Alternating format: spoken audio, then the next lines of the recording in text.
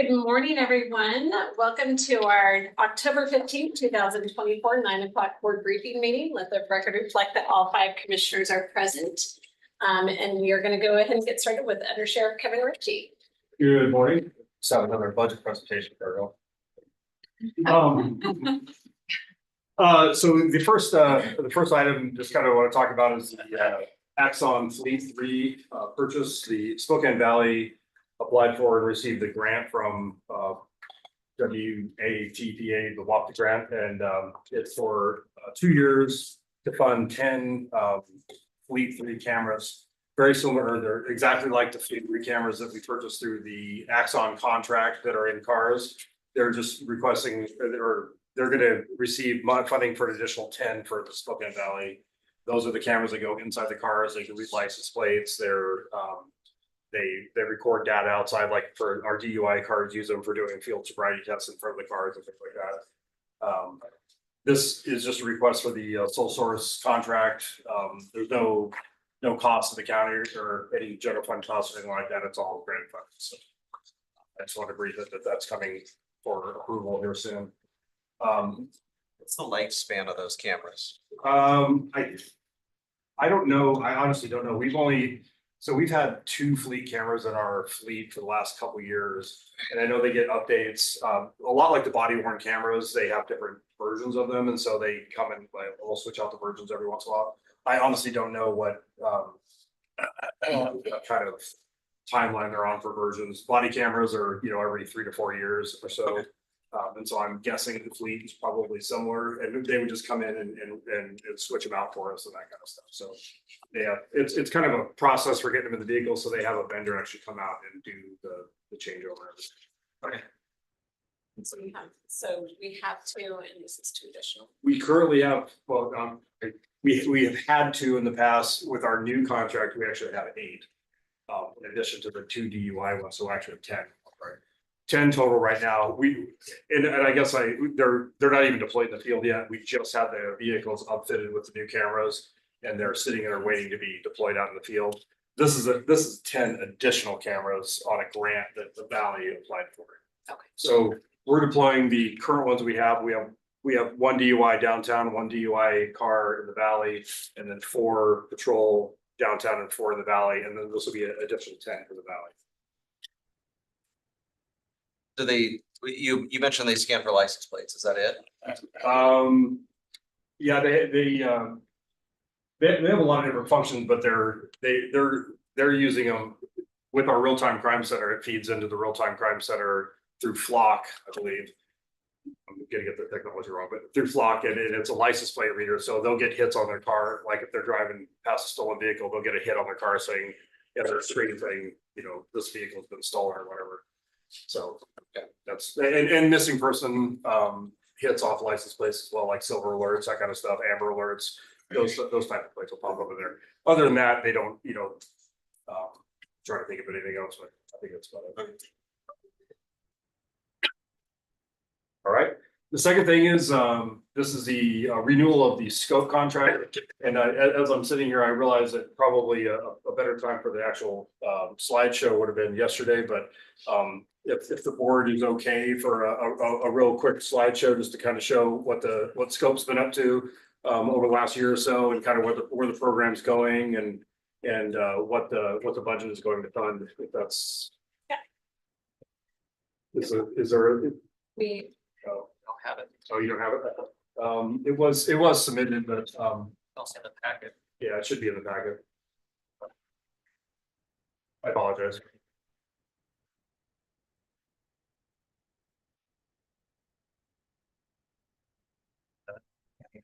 Oh.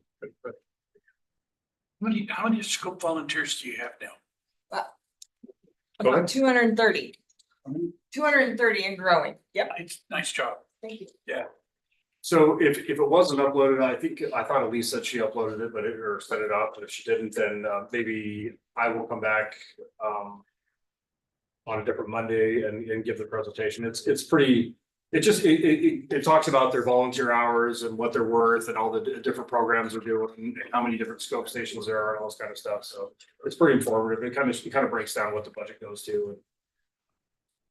it's probably more appropriate if I come back on a different time and, This is yeah, fine. but I mean, I thought it was uploaded, so.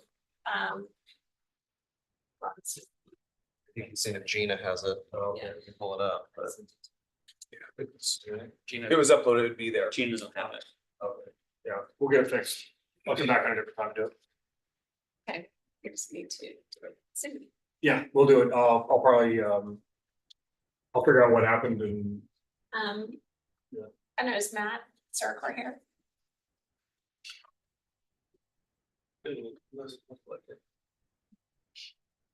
Maybe we could do Matt and just. okay, yeah, I can, Do you have it on your phone by any chance? Let's have him Cause send if it you to- email it to Ron can just pull it up right know now. that I can get it. Well, I left my work phone. I can run over there and get it. I'll get it emailed real quick. So I'll be right back. Okay, Exactly works. just stay put, because I mean, you're here. Yep. so I don't Okay. wanna- I don't wanna make. I'll go on with these. I can just do this. We'll wait here. We'll wait here. Okay, you guys. I'll be fast. We can always do miscellaneous, so. That very. Mary, do you want to do my miscellaneous? Yeah, It's done early. sure. And it won't be on. It's fine. And so this is miscellaneous. Yes, this is under miscellaneous. Good morning, commissioners. On your agenda this afternoon is going to be a resolution. And that resolution is to basically verify that we had a TEFRA hearing. And what this TEFRA hearing was is the airport bonds. The tracks, where all the gates are, the fuel station, those are considered private activity bonds because they benefit the airlines. And so the IRS has a special code provision in 147F2 that says, because it isn't public airport, these private activity bonds can still be tax-free interest to the investors. But to do that, we have to have a TEFRA hearing, which we held last Tuesday at 1 o'clock. And then the governing body that issues the bonds, the commissioners, have to pass a resolution before the bonds are issued that we had that hearing. And then that makes the interest on those bonds tax-free to the investors. It's only subject to AMT, but it is otherwise tax-free. So you will see that on this afternoon's consent agenda. Just wanted you to understand why that was there. Any questions? And Randy, when you say we held the meeting, that was our bond council that hosted. A that bond meeting. council held a Zoom meeting. There were 2 participants that showed up, Rob and myself. There was no one from the public that showed up. She said that is very typical. When I talked to Roy, I think there's only been one time in his career he actually had somebody show up. So it's one of those things that they do for technical reasons, but nobody ever shows up. Most. Very good. Thank you. And do you know which item that is? It was, I don't know that we had it listed, but I was gonna bring it up under these. So this after. It's not really- Oh, of course, I'm very good. I think it would be, if I read up to it. So a 6 feet. 6 feet. Perfect. Thank you. Just so we all know which one. Okay, so Matt, we're gonna go ahead and, the undersheriff is getting a presentation sent over, so we are delaying his, and we're gonna start with you. But. I think we covered your. Well, I'll wait for Kevin comes back. I think we did. Kevin covered the license plate reader. Yes, So is that? what- on the auto theft grant. Do Mhm. you have any other questions about that? We did, Okay, so. I'll take the win any way we can.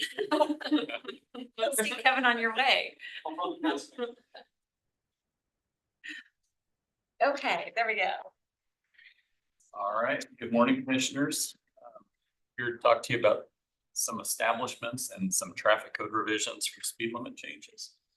Ron has the visual up there. You can see this is out in the valley. It's that project that realigned a portion of Barker at the very south end and tied it into 32nd. It's Bud Morrison's project. For those of you that know Bud, he's a longtime resident and rancher. and he's dividing up his property. And this project facilitated that, the roads that we're looking at.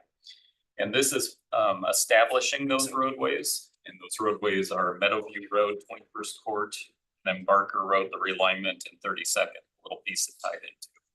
Been out there, it was a really good project. It built a little portion of Barker, the realignment of Barker that we really wanted, so that was very helpful.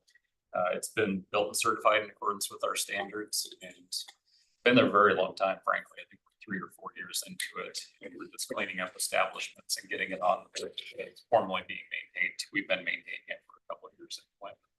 Happy to answer any questions. I have one, so, and this only came out just because I know when, with the whole thing with Bigelow and the renaming of roads, there is a Meadowview Drive west, or yes, west of Highway 2 up in Mead. And so I know this is Meadowview Road, then a Meadowview Drive. I know it's complete other end of, but I just wanted to, is that gonna be any issue? Having two Meadowview, a drive and a road? Not that I'm aware of. These names were vetted a very long time ago. when Okay. we did the whole Rodeo Drive Okay, project, so I believe they're okay with emergency services. I'm scared to double check. To be honest with you, we have people living out there. They're all addressed. I okay, would hate to open that can of worms at this all right. point. I just wanted to bring it to your attention. I know there is another Meadowview. It's actually another one in my neighborhood. It's called Meadowview Lane. Okay. Yeah. All right. Okay, Yeah, maybe that one's okay. I don't know. okay. All right. Any other questions on the establishment? Okay. Next, we got some traffic code revisions, and there's a number of them. And what we're doing here is anytime we do a new subdivision that's outside the urban area, automatically per our code, a paved road is 35 miles an hour. And obviously in new neighborhood roads, we don't want them 35 miles an hour. We'd like them predominantly 25 miles per hour. So we're going through a whole bunch of them we're gonna be switching and formally putting in code as 25 miles an hour, just to acknowledge that fact. This one is a little different. These are existing roads, and you can see there it's Glen Rose and 17th. If you're familiar with it, that's up by the racquetball court up in that area. It's a quiet neighborhood road. It's not an arterial for us and should be 25, and the neighborhood wants a 25. So we're just acknowledging that request and making it an appropriate speed. Happy to answer any questions on that one. Okay. Next one is more traffic code revisions. The first one you'll see is the roads we were just talking about establishing, and this is just setting those speeds to 25. And in addition to Meadowview, we're doing all the roads inside it's a cluster development that's part of the same developer. Bud Morrison did a cluster development. You can see at the top of that slide. And it's urban density, smaller lots, unlike the ones to the south that are larger lots. And we're just trying to get all those roads to 25, but they're neighborhood local access roads, so it should be 25. Next slide. This one you can see is just north of that project a little ways. It's Barker along the left side. All those roads are Meadowview. I believe Meadowview Terrace was the original name, marketing names, Twin Bridges. Those are a whole bunch of phases of roads that, again, we're just cleaning up. They've all been posted 25, but we need to clean up the county code, put it in there formally, both from an enforcement issue, but just also because we want all these roads in our code at 25 miles an hour. Next slide. This is another one. This is 65th and Custer. This is, yeah, no pun intended. This one has had a bit of debate from the neighborhood. And this is Lee Campbell's project up on the west side of Browns Mountain. And these roads have both been built and certified. And again, we're just putting them formally in code at 25 miles an hour. Next slide. This is another one. This is a development up in Chattaroy, kind of at the north end of the county in the little community of Chattaroy itself. They did pretty much an urban density project up there, which is pretty far from the urban area. So again, we just have to put that in code at 25 miles an hour. And happy to answer any questions on any of those. Okay. Thank you very Sheriff's much. Office will just have fun patrolling them. Oh, yeah. Yeah, Yeah. It's hard to speed in some of those, they're about a half a block long, so, but people manage, I'm sure. Yeah, I was gonna say 65th though is like, Oh, yeah, 65th is one. Well, yeah, That- you're coming down a hill, but yes. that'll you'd be hard. speeding by your neighbors, so I guess people do that. 25 there, yeah. But, All right, thank you very much. okay, thank you. Okay, Kyle, are you okay if we move back? Whatever you'd like. Okay, we're gonna go ahead and do that. All right. So you got 10 minutes. Yep, so the scope contract is gonna be coming before you guys here pretty soon. We're asking for a 2-year contract, or it's actually a 1-year contract with a 1-year automatic renewal. This scope, obviously, they're a 501c3 nonprofit. You know, you can see their mission up there and everything, but what's next one? 230 dedicated volunteers. This is our current staff.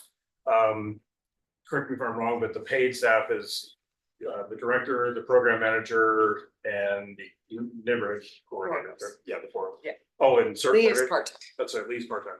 The rest are volunteer board members. Go ahead, flip the next one. 13 scope stations. It's kind of, so ever since Chris took over as being the director, she replaced I think his name. Rick. Rick Scott, yeah.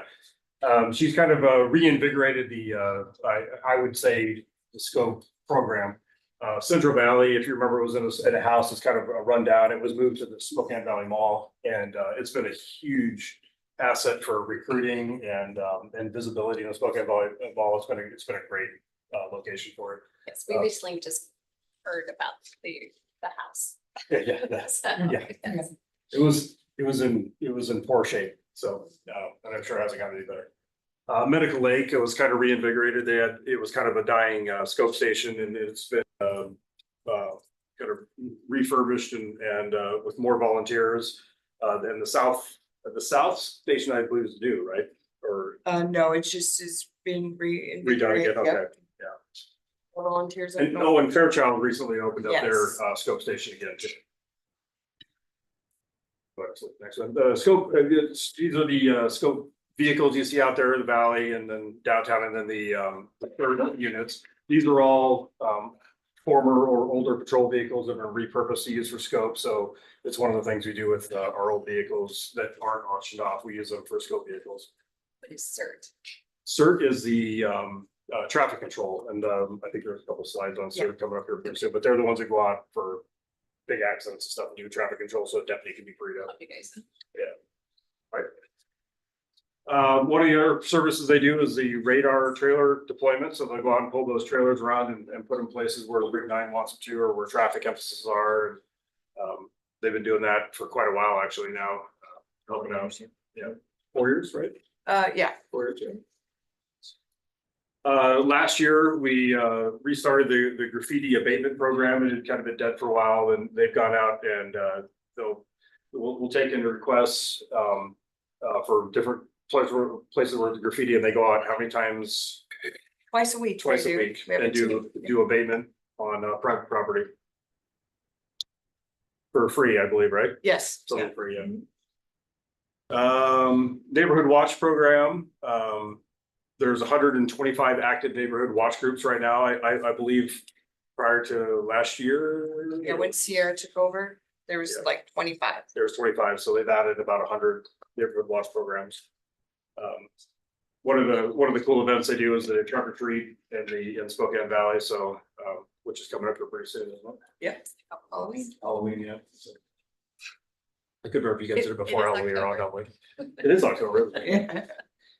I forgot that. That's I forgot what month it was the other day. I thought it was, it's really funny. All right, go ahead and flip. So I've got, I'll stop too. yeah, you can. It's been a busy month. And I didn't remember what month it was.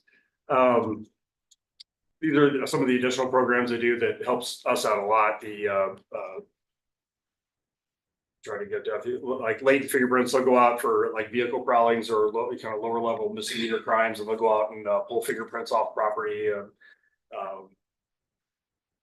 They run the pond database. I guess don't you guys search the pond database against like stolen reports and things like that, yeah, and then it'll give those to the property crimes units. Victim callbacks is a really big one. They do, so one of the big things is someone reports a crime like a burglary or a theft or something like that, you know, reconnecting with the victims of those crimes. And so our scope volunteers are actually the ones who call them back and say, hey, this is where the report is, it's currently being handled this way, or it's, or there are no suspects at this time, or whatever, they give them updates on that. So it's been a great thing. You know, you report a crime and then it kind of disappears and goes nowhere and no one ever hears about it. It's a good thing for the community to know that we're still working on that Yeah, kind of stuff. exactly. The one property crime sergeant can't call everybody back, so. Go ahead and flip to the next one. This kind of goes into the value of the volunteer's time, and so the value, maybe Chris can kind of explain where she gets the value.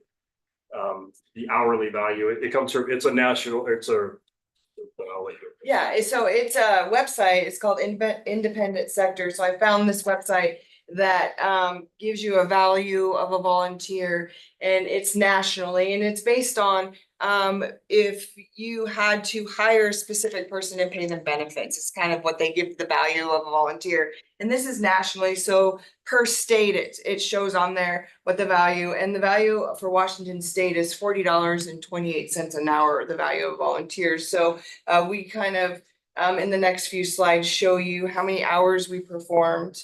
You can flip it. Okay. And the value also covered, it's not just salary, it's salary and what benefits. And benefits, yeah. So.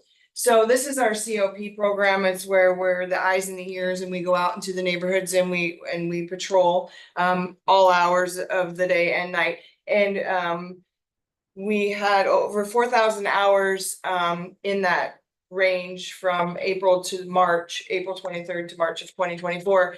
And so the value of $40, so 161,160. So. And what's the hourly rate for a deputy? Step 5 or average, I think would be a little over, just, and not benefits, it's a little over $40 an hour, so about 42. So but then with benefits. Yeah, because this includes yeah, it's much benefits higher with benefits. Yeah. And all the other stuff you have to do. Because if you're having deputies do these things, Well, which yeah, deputy, we're gonna have to buy them a patrol car, right? They're using, refurbished cars. You know, we're gonna have to supply them with equipment and training and all this kind of stuff. And they get training that the scope volunteers also receive training, but of course they do it for free, right? Right. And so there's more than just the hours they're out there doing patrol. Right. But This is our CERT team. This is our scope incident response team. That's where these volunteers are on call 24 hours at a time. And they can get called out day or night to fatalities, to fires, to vehicle accidents and stuff like that. And so that date range, we had over 8,000 hours for these volunteers and out there. So what we do is we go and block off that road so that deputy can go back to calls for service or go back to that scene, and we're blocking off that road for that scene. this is a really big time and money saver for us. This gets deputies back out on the road. If you think about all the blockades during the fires last year, during any kind of natural disaster, even wind events where there's trees over roads, they'll come out and block roads for that, where there's, like she said, a fatality accident or a major crime scene. You know, if there's a homicide that happens in public or something, we have to shut everything down. That would require a deputy to sit there the entire time, 8, 10 more plus hours. That's a lot of time, off the road, and a lot of either overtime or money saved. Go ahead. This again is our abandoned vehicle enforcement. So all those vehicles that are out there abandoned, get called in. Our volunteers go out there, assess the situation, tag that vehicle, and then go back, give it 24 hours, go back and tow it if it's still there. Last year, she processed and went and assessed over 2,000 vehicles. And then, yeah, so Okay. go ahead. I'm sure the commissioners know or have heard complaints of abandoned vehicles in their districts, and it's kind of, becomes like a neighborhood issue, and so this is one of the ways we abate that, where we deal with that. So, like I said, from April 2023 to March 2024, we had a total all volunteers in all of our programs over 41,000 hours. So. And this is current year to date, from this year, we're over 1 million in value of our time, so. And those are all of our scope stations, so. And that's all we have. That's there 10 minutes, less than 10 minutes. There you go, yes, yeah, very good. Commissioner. Well, I just appreciate the presentation and I love I hadn't seen that, the dollar amount for volunteer hour, that's really valuable. So Thank you. thank you. And it just shows how much it's giving back to our community and the sheriff's office to have that work done. Question on the towing, the Yeah, vehicles. yeah. Do you guys work with the sheriff's office to tow vehicles that have been there too long? Yes. Are you allowed to do that? And then how does that money work? Yes, so, well, what we do is, our volunteers get limited commissions to be authorized to do that, to tow Okay. that vehicle. So once that vehicle is towed, then it's out of our hands and it's. I know there was some question at some point when I was at the city of Spokane about the limited commission. So I'm glad that that's worked out because it just having an officer having to do that, it just takes them off of Yeah. other important calls, so. Well, and frankly, with staffing and the prioritization of calls, those abandoned vehicles would never get. Exactly, um, yeah. They would be. It's a great partnership. They would just be there, right? And so, they're able to go out and do that. And then they become the responsibility of the tow yard and then they go through their normal process for getting rid of the Right, vehicle. right. Yeah. I don't believe they charge us anything for the tow, actually. I think they get, no. the towing it's, Right. because they get the vehicle essentially. We have a few limited commission programs. We have disabled parking where our Oh. volunteers will go through the parking lots and check for disabled parking placards. We more try to warn them and give them knowledge of why it's so important to put your placard up. But yeah, we have disabled parking and then we do VIN inspections. That's a new one for us. Where when the county does tow something and it goes to a tow yard, they have 15 days to get that VIN inspected before they can process that vehicle. Well, we now took on that program for the sheriff's office. So we have limited commission volunteers that will have to go to those tow yards within that time frame and inspect those VINs. So that's a new one for us that we just started. It's great. Thank you for all your work. Thank you. How's it going being in the Valley Mall in terms of community outreach? Isn't there an office in the Valley Mall? Yeah, so we are in Volunteers. partnership with the museum, the Sheriff's Office Museum. It's been phenomenal. That has brought in a lot of interest in being a deputy too. So we have trained our volunteers there to give them the information to get to the recruiting team. They have had 1 month, there was over 1,000 visitors in that office. So that has been a huge positive move for us, yeah. Anecdotally, I get, because I see the recruiting emails, I probably get 2 or 3 a week from the Spokane Valley Mall. Yeah. Of interested candidates. Good. That's great. How's the volunteer recruitment in general going?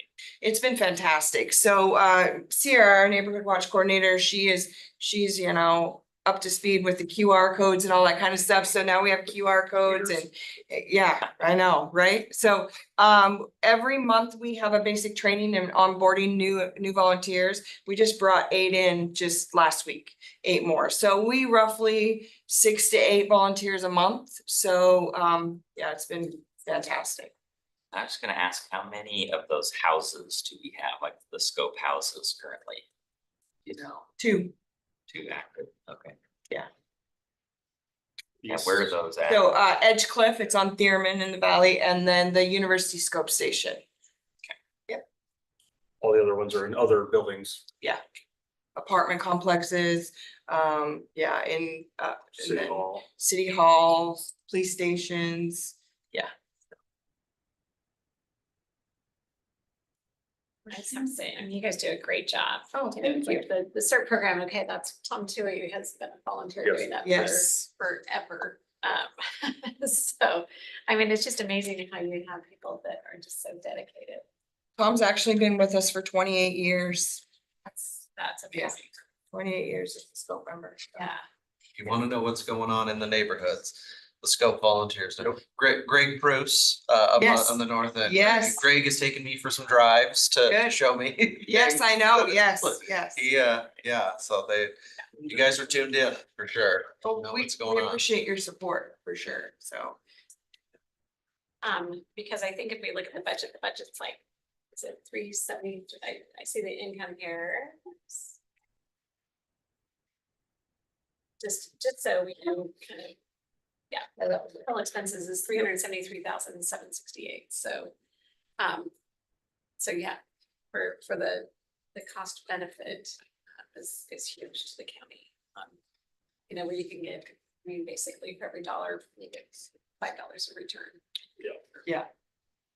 So, yeah, it's pretty amazing and a dedicated group of people, so thank you for all you do, because I think you don't get enough recognition for it. Thank you. Yeah, we appreciate it. Because it truly is a lot of effort, a lot of help and helps the sheriff's office and the county and our citizens. When you're going over the budget, you know, I mean, $300,000 to $377,000. It seems like a lot of money for a volunteer program, but I just wanted you to see the value and what.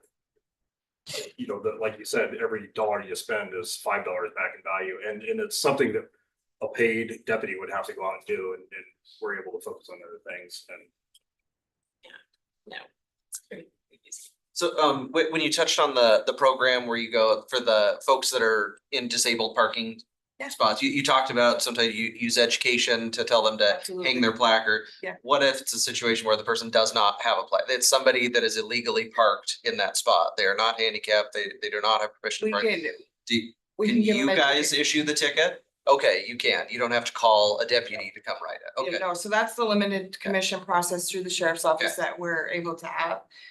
Yeah, then they can write the ticket. So I have a follow-up question, because I have had two people reach out to me in the last couple of weeks about expired tabs. Yes. Is that something that Scope Parked can, vehicles? yeah, if it's parked in a parking lot and they have expired tabs, can you write a ticket for it? Cause I know in Washington, I think, wasn't there something where that couldn't be a primary reason to issue a ticket or something, or it's. it Yeah, had we all multiple got it. people reach out to me saying, hey, why aren't people being ticketed for expired tabs? Is that something that in the parking lots, do you guys look for that kind of That's stuff? not a ticket that we write. However, we do have cards that we put on the vehicles that say, hey, you know, courtesy, your tabs are expired. So we do try to do that and educate them that for that reason, but we haven't gotten to the writing tickets for that. On a public road, having valid registration is part of one of the requirements for parking on a public road, right? So like if I were to park on the side of, you know, the street out here or whatever, I have to have a valid registration to be able to park there. Mhm. So it goes into the, I'm trying to think of the right words here. It goes into the process for removing an abandoned vehicle. That's one of the things we look for, whether it has a valid registration or current registration, you know, whether it's drivable, that kind of stuff. Mhm. So it's part of the evaluation for so when they tow those 2,000 abandoned vehicles they tow, I'm sure some of them didn't have, you know, valid tabs or valid registrations, and that's part of the reasons why they were towed, so. Yeah. But you're correct, like in a parking lot, in a private parking lot, we couldn't write a ticket, even for, if it was expired in 2 years, then we Cause can't. you can't prove it was on the roadway. It's gotta be operated on the roadway.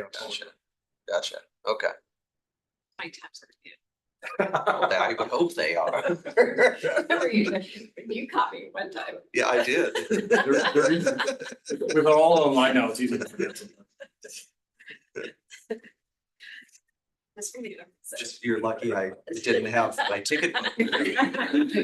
Or a snowball here. Yeah, or a scuffle. Lucky Chris wasn't there with me. Yeah, Josh. Public meeting. Like Okay, well, thank you very much. Appreciate Thank it. you, appreciate your Thanks for- time. Thanks for staying, Chris. Yes. We appreciate it and for all you do. Sorry about the mix up. Thank you. Yeah, sorry. All good. Okay, we will get back on track. It's like, it's not them, it's Lindsay. Again. Deb is still off on a nice, well-deserved vacation before, When switch happens. which happened, yes, exactly. I love it. Good for her. So, good morning, commissioners. Thank you for the time this morning.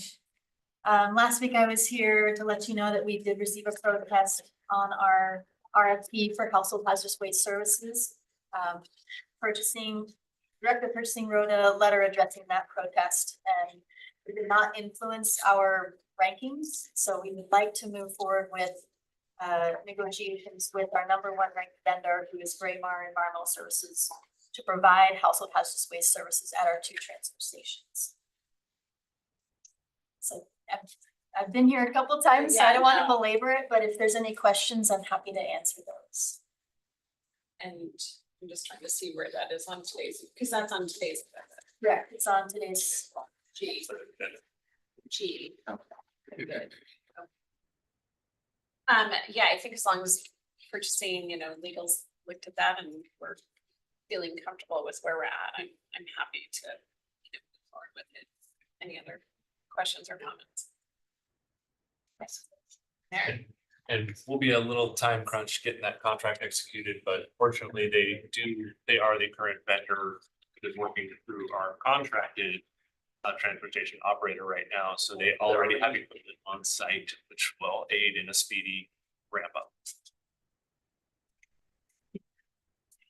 Thank you very much. Perfect. Thank you. Gonna take us to Doug.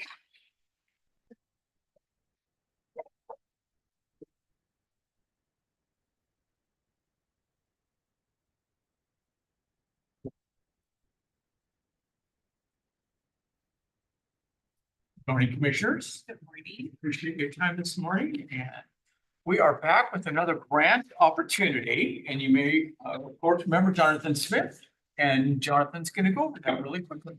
Great, yeah, good morning, commissioners. Happy to be here to discuss the Recreational Trails Program Grant offered by the State Recreation and Conservation Office. This grant is designed to help municipalities clear backlog of trail maintenance. And so we've identified what we think is a really great project for this grant. I don't believe we have pursued this grant for at least 10 years. And so we're happy to have a good program or a good project for this program. This project is located in Liberty Lake, back by the Waterfalls Use Cabin area. And so I'll tell you a little bit about that in the next slide. Go ahead, that's the slide. Can you do it one more time? Thank you. So as you all know, County Parks has a large park area that we manage, 15,000 acres plus. And so we have trails on much of that land. County is responsible for maintaining the trails on this land, and we dedicate 1 full-time and 1 part-time employee to managing these trails. We also enjoy the volunteer work from different volunteer organizations like Washington Trails Association, Evergreen Mountain Bike Coalition, and so we do quite a bit of maintenance. We still have backlog maintenance, and that's what this grant is designed to help us clear. As you can see in this picture here, this is what they call a trail bridge. It's a steep side slope, and the trail bridge helps people traverse those side slopes. This is one of the items that this grant would help us address. Next slide. So the grant we are seeking is for $60,000. One of the things we are doing that's unique to Spokane County Parks we haven't done before is we would like to contract with a youth corps to help perform a lot of this work. That would take place in 2026, and what that would entail is a crew of 8 to 10, 16, 18-year-olds come out. They would have a seasoned crew boss on site helping line them out and overseeing work. They would actually camp, prepare all their meals out there, like a big summer camp. But they're doing lots of trail work. So a lot of that work is gonna include repairing and building 3 of those trail bridges, like the picture that we discussed on the previous slide. Making some minor repairs to the Hughes cabin, repairing tread and clearing vegetation and some light wildfire mitigation along 4 to 7 miles of trail in the Liberty Lake area. Next slide. So along with the grant funding, there's a required 20% match. That match will come in the form of future existing 2026 park expenditures, meaning staff time, supplies for the work that this crew is going to be doing, and overall time needed to manage the project. So really it is not an additional expense, it's just expenses that we're matching with a budget that we are already anticipated expending in the Liberty Lake Park area. Next slide. If you provide us with the approval, we will have a resolution prepared for you to consider on October 29th. And after the submission deadline on October 31st, we anticipate knowing what our ranking is by May 30th of next year. And with that, we'll open it up to any questions you might have. Questions? No, I think it's a great project. Yeah, Yeah. excited to chase after it, so. Should have some really good results and those trails are being used more than ever, so we're excited about the opportunity and feel like we have a competitive project. Good, and how many, since we haven't applied for a while, is there a reason for that? And then the second part of that question is how many people typically apply, do you? Well, I would say I have been here for 4 months, so I don't know why we haven't applied. It comes along every 2 years. And so there's probably maybe just not a good fit for a project that we've identified. Or sometimes we're applying for other grants that takes up all of our time. We simply know that these other grants are more beneficial to us. And so we just have the extra time right now to go after this grant as well as the grants we are currently pursuing. As far as how many applicants, I think that varies year to year. Round and around, it just depends on who is in need, and sometimes you'll have a lot, and sometimes you'll not have a fewer number. So it really does depend. Not a satisfying answer, but it depends on the round. And some of the programs that RCO offers are funded consistently and others are funded every so many years. So I'd have to go back and look. It's possible that this one may not have been available every cycle. And so every so often we see that happen, or they'll experiment with the new program. But Jonathan has been on top of it, as you can see, and looking carefully for those opportunities that look like they could align really well. And we're really enjoying his help and being able to chase after these. Will it benefit the grant request to work with the Youth Corps? Since that's a Washington State program as well. Yep, it does. It provides us, and let me. The Youth Corps that we're going to be working with is nonprofit. It's Northwest Youth Corps. Okay, It's I know not there's the another. WCC. Okay. Yeah. So it does benefit us. It does provide us with a more competitive application.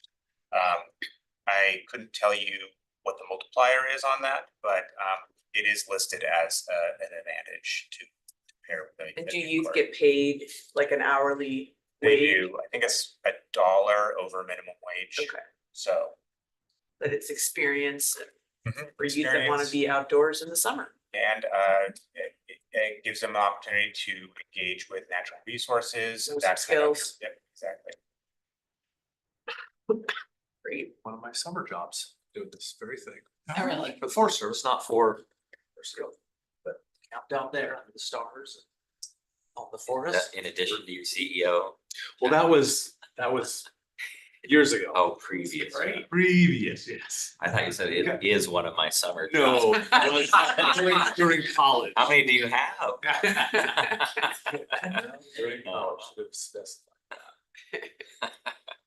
And then just last question, are the staff from your team gonna be involved with the project? The park staff? I know that you said there's a supervisor working with the youth, but does the park staff kind of oversee what needs to be done and Yeah. giving input into the strategies to rebuilding? Yeah, Kurt and his maintenance and operation team will be helping line up the work, line the crews up for work, discussing the projects with the crew boss. Possibly doing a little bit of the work because who knows what will happen. Maybe there'll be a tree overturned. These crews aren't, these kids can't use motorized, equipment. So maybe there'll be some of that kind of work. And then on the administrative end, of course, we'll be administering the grant in the office, so. Jonathan will help with that part. Yeah. Paperwork, that's the most. We're not gonna have the kids do the paperwork. Yeah. Okay. There's always lots of that involved. Thank you. Thank you very much. That's gonna take us to Jeff McMorris and Heather. Should be coming through the door at any moment. It appears. They wait until the announcer calls them down. Like, come on in. Bump music. Yeah. Walk-up music. Now coming back. At least you're not playing the music after the Oscars. You're done, leave. You made him start that. That's a good idea.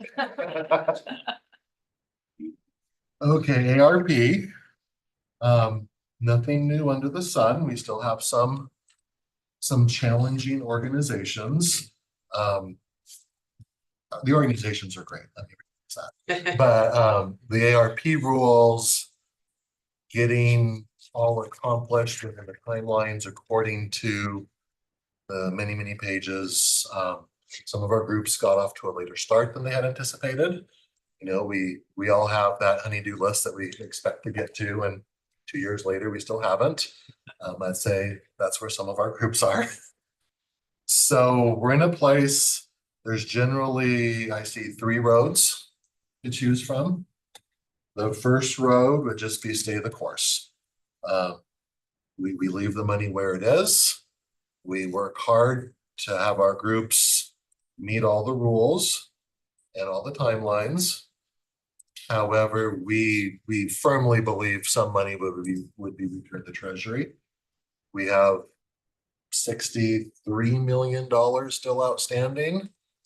And it's hard for me to imagine that down to the penny, all of it would be spent exactly as anticipated at the end of this year over the next 2 years.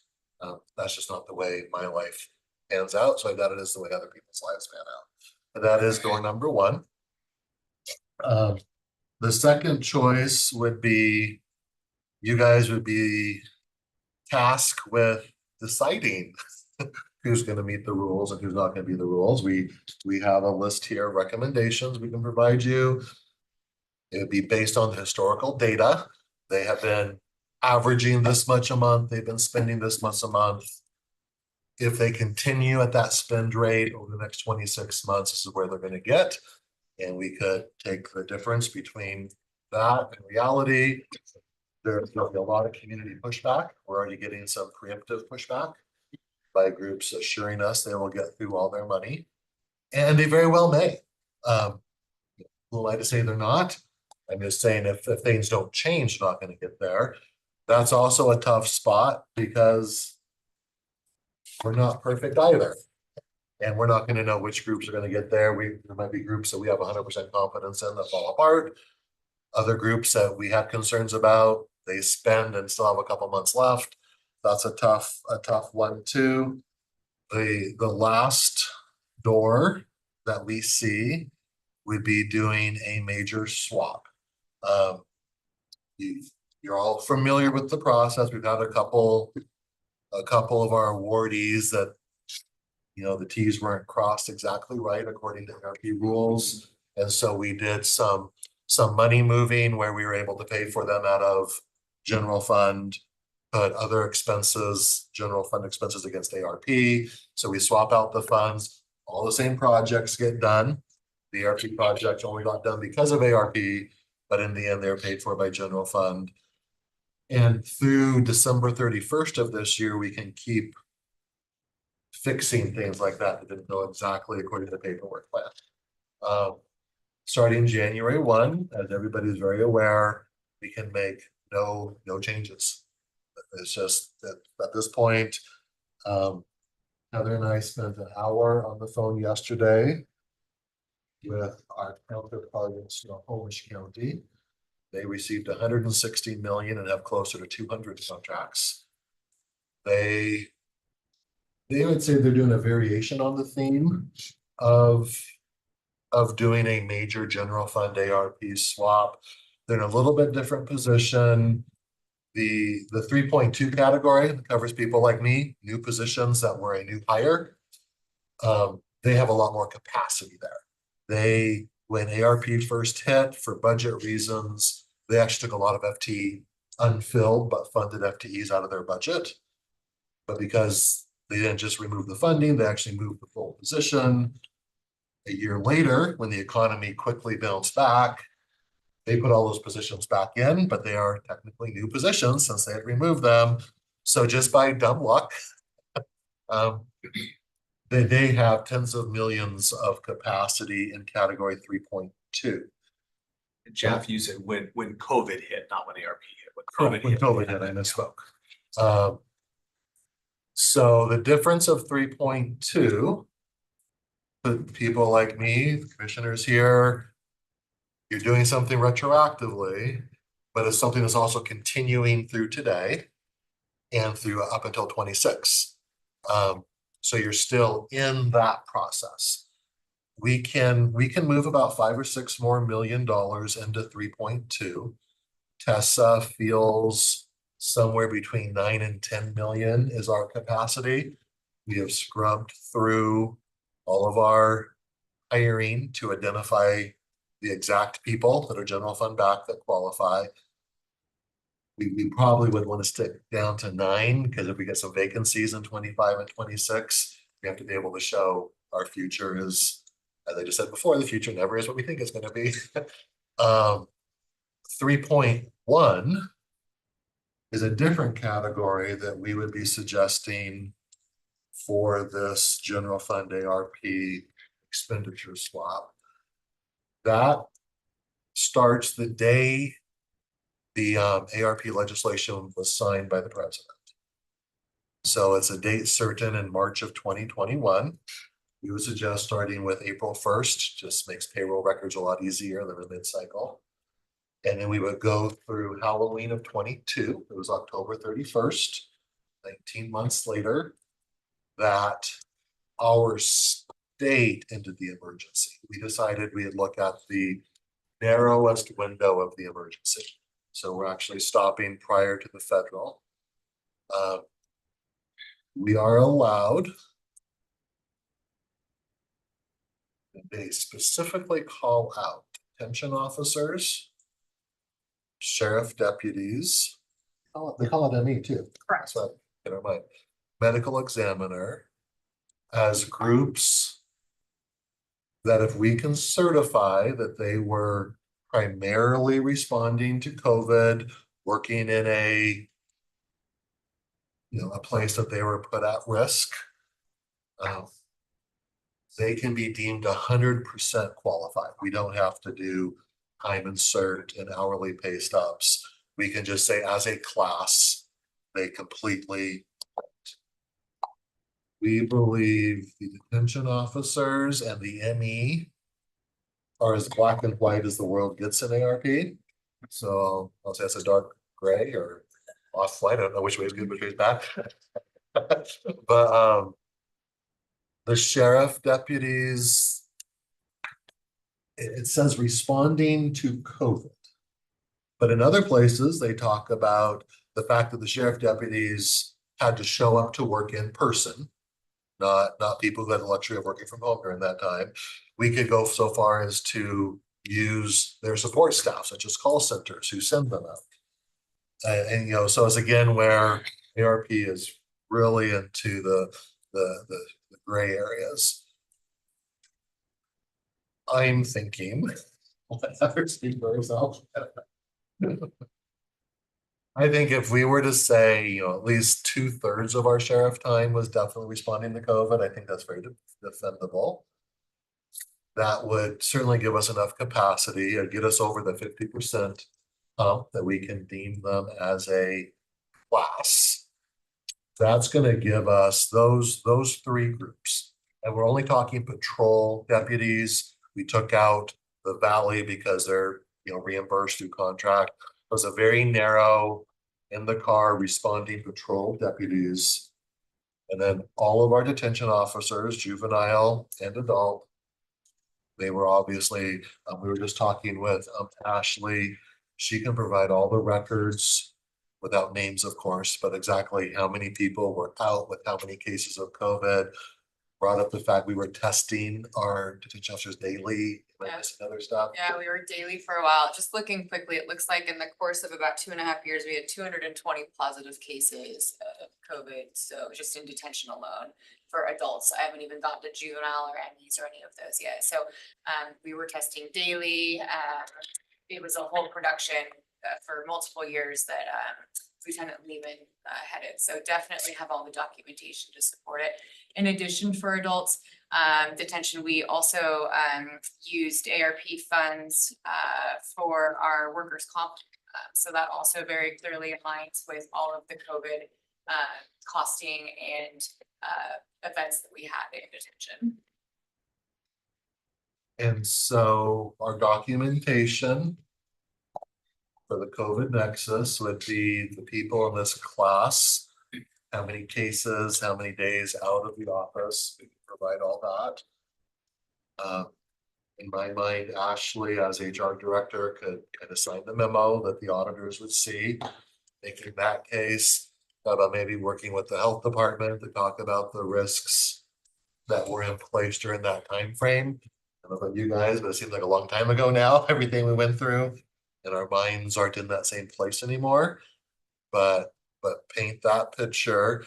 But unlike category 3.2, where those of us who are in it historically are still in it and can be through 26, this would all be historical. We'd be taking roughly April of 21 through October of 22. Undoubtedly, it's an allowed expense. And the decision would be made because we have a lot of groups that are wanting to make changes, are struggling to meet some of the rules and guidelines. We could take about $40 million. I brought it down from the 63, which caused some interesting reactions. We're recommending leaving some in ARP. We went through to find the groups that we are as comfortable as you can be with unknowns, to leave them in ARP. So that would leave us at about 55, 56 million would stay as originally intended, with the remaining, we would issue contract amendments that just change the source of funds. I believe if the board decides to go with door number 3, that it would be important to show we follow the spirit of ARP. We didn't change scopes of work. It still expired at the end of 26, but we would take away that hurdle of this year end. That they have to know the next 2 years. And so to be able to show the work, the project still got done, but there was a shift of funds. So what I don't know why our awardees would not love this. It takes away what has been one of their biggest challenges over the last several months. And another piece that we've talked about, Commissioner Jordan brought it up last week when we were talking to him, came up in our conversation with Snohomish County. And for different reasons over the last couple of years, Jim Amacio and I have had this conversation. General fund isn't allowed for absolutely anything and everything. State law, and I always remind him, well, King County did this and King County did that, and he reminds me King County is a charter county. And he's right. And so we're a code county. We do think like workforce development, which is one of the ones they're getting closer as time goes. We'll talk about it in a second, but like we feel that one would have to stay in ARP. We're not convinced that childcare vouchers, which are expressly allowed through ARP. Snohomish County has left theirs in ARP, conversations with Amacio. He certainly was not giving me legal advice, just conversations. But that one could be open to a challenge of gifting of public funds. The infrastructure projects are undoubtedly allowed by ARP, or I'm sorry, by general fund, both. Based on experience, I would think we are allowed to give to nonprofits also. And actually, I think the workforce is the only one we have out there that's in a way that's going to individual people versus more helping the community at large or anybody who comes through the door. So to me, there's a bit of a distinction there. It's also a gray area. I'm just gonna stop now and get first impressions. I think you and I talked about it, that as these contracts, we're getting to this point where we need to make these decisions that, and as we know where our general fund is, it's just gonna be better to, and it's easier that if we swap some of it back for things that we know are allowable through the county, that's gonna just help us. Because I think at this point, trying to get it back out into the community and what is it really gonna be, what's gonna be the benefit, is just getting harder at this point. So I'm happy making the swap. That it goes back to whatever 3.3. This would be 3.1 would be the historical time of COVID. We would also boost up 3.2 as much as possible, which is the new hires during, that continue through 26. New hires into new positions. We can go up to, So anyway, I'm happy to go into those two categories and have it. I think it takes less risk of future audits and potential clawback of the government for it. As an auditor, you're comfortable with amending those historic reports? Because we've had this conversation with a lot of people.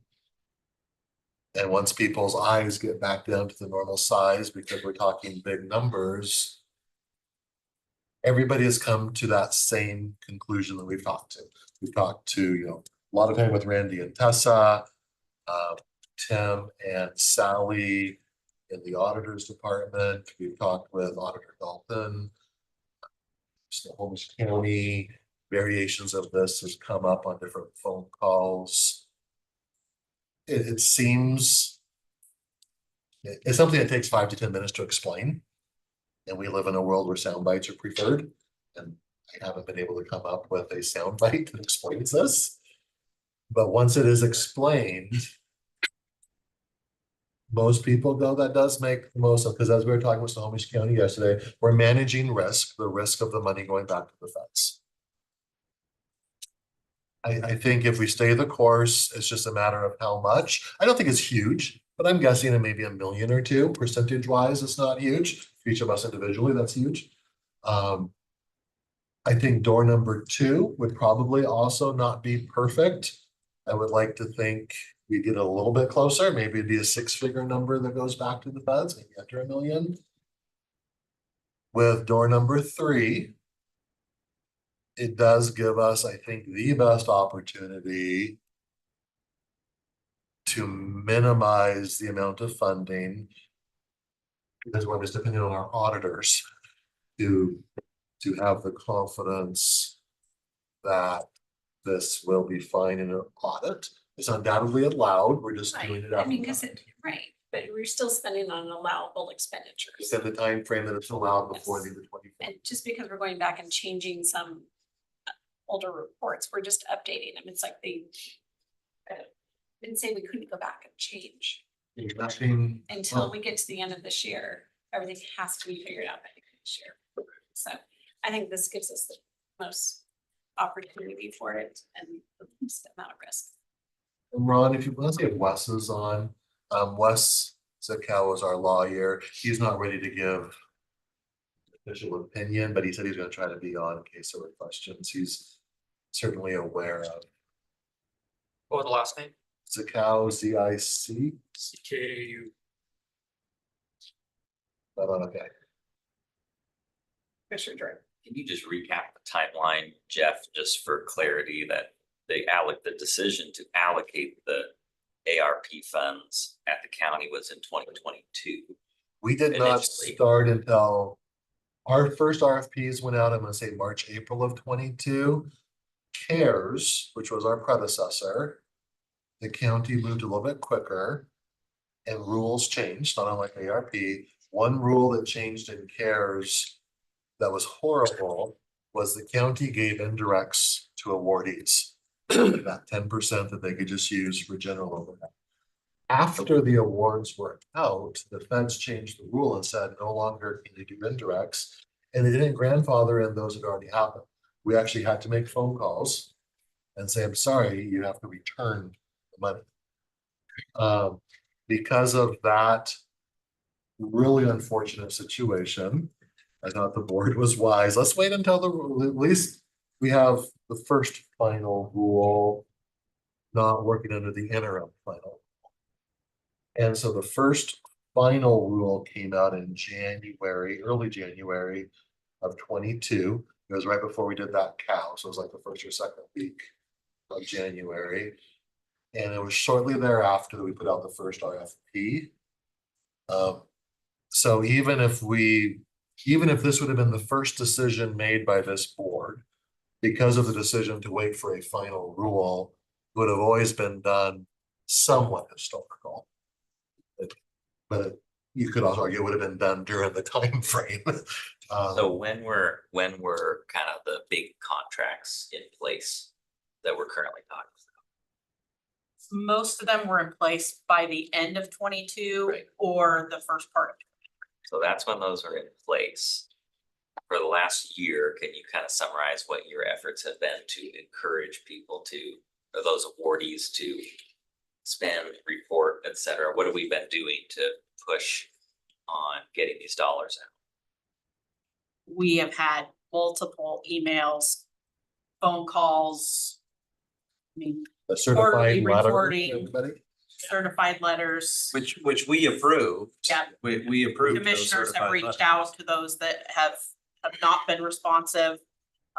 Some of them, I think, just honestly felt like from the beginning that they had until 26 to spend the money, and so it wasn't a push to get the project underway. And so the understanding of being obligated at their end by 24 just didn't really resonate until we started sending the certified letters this year. We sent those like in April. April, correct. The certified letter was in April, an email went out in late January, early February. And between Heather and I, we called every awardee that wasn't fully expended late December, early January. We didn't get a hold of everybody, but we probably talked to well over half, probably 2/3, 3/4. Those we didn't, we left a voicemail explaining obligation dates. Please call if you have any questions. So we've reached out via phone, email, and certified letter. We have the stubs in the office that shows that. Okay.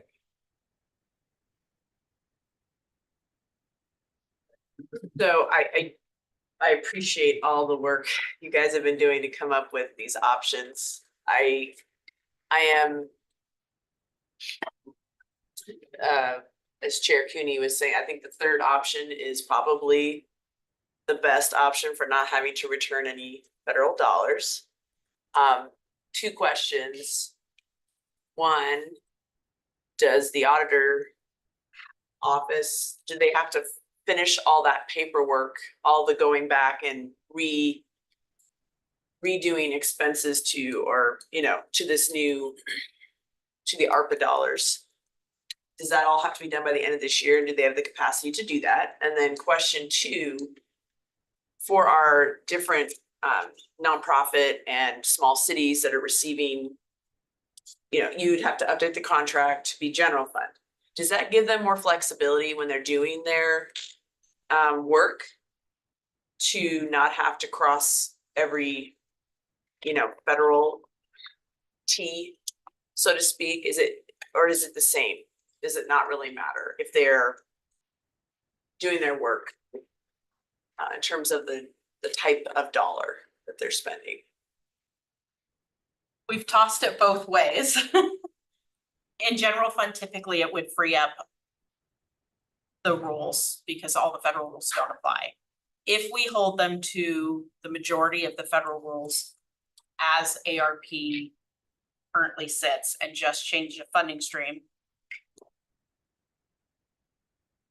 it could be a safety net if somebody came back in 25 or 26 and the state auditor said, for whatever reason, we don't think this was an allowed group of people that you should have put into category 3.1, that we could then say, well, these were initial obligations that we made. We only made this switch because of this situation. Maybe we could possibly switch back at that point because all the federal rules would stay in the contracts. So I think we could go either way. That was Snohomish County. The lady at Snohomish County recommended we keep them as true to they are. Okay. For that purpose. You know, once we go through, this would all be happening this calendar year, so we'd have our first audit. Look at it next spring, conceivably. Everything's hunky-dory, and we think it will be. It's a technical term in the audit world.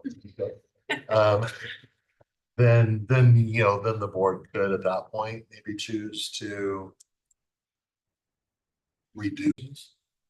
Okay, if we could make it easier for folks to spend the money and get the goals and outcomes that they were trying to get to, you know. But I see what you're saying, maybe wait for that audit and then decide if we wanna alter the contracts. Okay. But technically, yes, the board would have the authority to. You would no longer be under the federal rules, this is a general fund contract, so within our own state laws, the board would have discretion. And so if an organization wanted to subcontract out some work, do they have to have that all done this year? At this point, yes. Okay. The federal rules, and that would be because we'd be doing away with the 12/24 deadline. They will have, and that's a huge freedom to them to be able to February, March of next year decide they don't want to contact with me anymore, they want to go with you, and we can make those changes. And we could also, do there be other flexibilities? Again, at the board's birthday. So with the first question, does the auditor, if we did the switch, what's the time frame to do the correction of the accounting, and do we have time to do that? It's my understanding that it's done through a footnote of some kind, or some addition to our 24 CFA. Because technically we're making that adjustment in 24. We didn't make that decision in 21. Okay. Do you have thoughts on that as a former auditor? Well, if it's in 24, I mean, we're in 24, so I mean, we're making the adjustment this year. So to me, it's just going, you know, it shouldn't be anything on the CFA that's going to be that big a deal. It should just be to the federal report that we have to do, that we're making that adjustment at the federal as we send it off to the feds, and then that would match what our CFA would be. We haven't gone all the way down that road in case the board wasn't interested in this option. But last I've heard, they were thinking USDA changes be made in real time, referencing back, but some changes. Randy, do you have any additional thoughts on? Getting it completed by year. We got the numbers pulled together. It's just journal entries.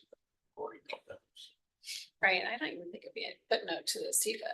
I mean, it's really. It'll get processed through the current year CFA. There may be a footnote in the financials, but it's not really. I think we've already got the data. I think it's really just updating the report that goes, that you put in the portal to the feds, that this change has been made. We'd be making significant changes to our own ARP report. Above and beyond what we've done historically. I just think we're gonna see every county is gonna be doing this in cities because you wanna protect those dollars. We're honestly in a better position than most. Even though we're having these conversations, I believe, except for those that qualify for like 100%, they're mostly revenue replacement. Those who are under the rules, I would say we're in the upper echelons. Spending. Of spend down, I mean, we have groups that don't even have stuff contracted yet because they did everything only through resolution. And then they were completely expended. So now after the fact, the project is done, they're trying to go create some sort of retroactive contract. The work is done, they're paid. I would say over half the money in America wasn't under contract. And that's one reason we have stayed very conservative, because ARP said you could do it by resolution. Heather said the feds always require this. They're gonna require it. We're gonna do a contract. So we did.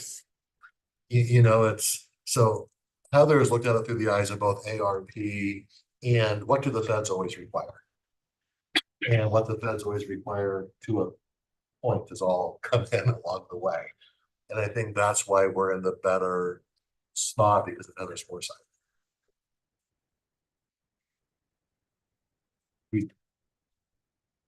Appreciate all your work and all the efforts to reach out to the awardees throughout the year and really try to send a message to get moving. Just because of the size of the dollar amount, I just want to make sure I hear from Wes and Geneseo on some of those pieces and from the auditor personally. So that's something I'll work on for myself. Pass these down. We do have a few one-offs we have to go over. You start the column that's yellow at top, furthest to the right. We're going to talk through the orange boxes. So the medical examiner, they have spent some more money without all the T's crossed and I's dotted. We have found at least 33,000. We think it'll probably go up a little bit. So that again would be moving it to 3.2. And general fund would then pay for this. You're familiar with that. The Hub Sports Center just wanted, we are working with them to fix our contracts with their subrecipients, but they are fully expended. So as soon as we get the contracts cleaned, that one's gonna go from 0 to 100%. Visit Spokane. Their award was for Expo 74 50th anniversary. 50,000 of the award was for the Sports County USA website. They have, as you can see, the 71,000 is pending. They have 82 through, so about 160,000 of theirs has come through out of 500,000. Expo 74 anniversary is over. We're struggling to get the bills to come in, which is not unique to them. But theirs, it's totally over. They have let us know they don't have interest in doing the Sports County USA website. They've talked about subbing out to another group who also let us know they didn't have a lot of interest either. My experience in life has been when you force somebody to do something they don't want to do, they don't usually do a great job. So our recommendation is we feel we should send them a 30-day notice and let them know they have 30 days to get all their expenses in. And whatever is in, of course, will be reimbursed. The rest of it, we feel should be brought back. We'll word it nicely. But the message is still the message.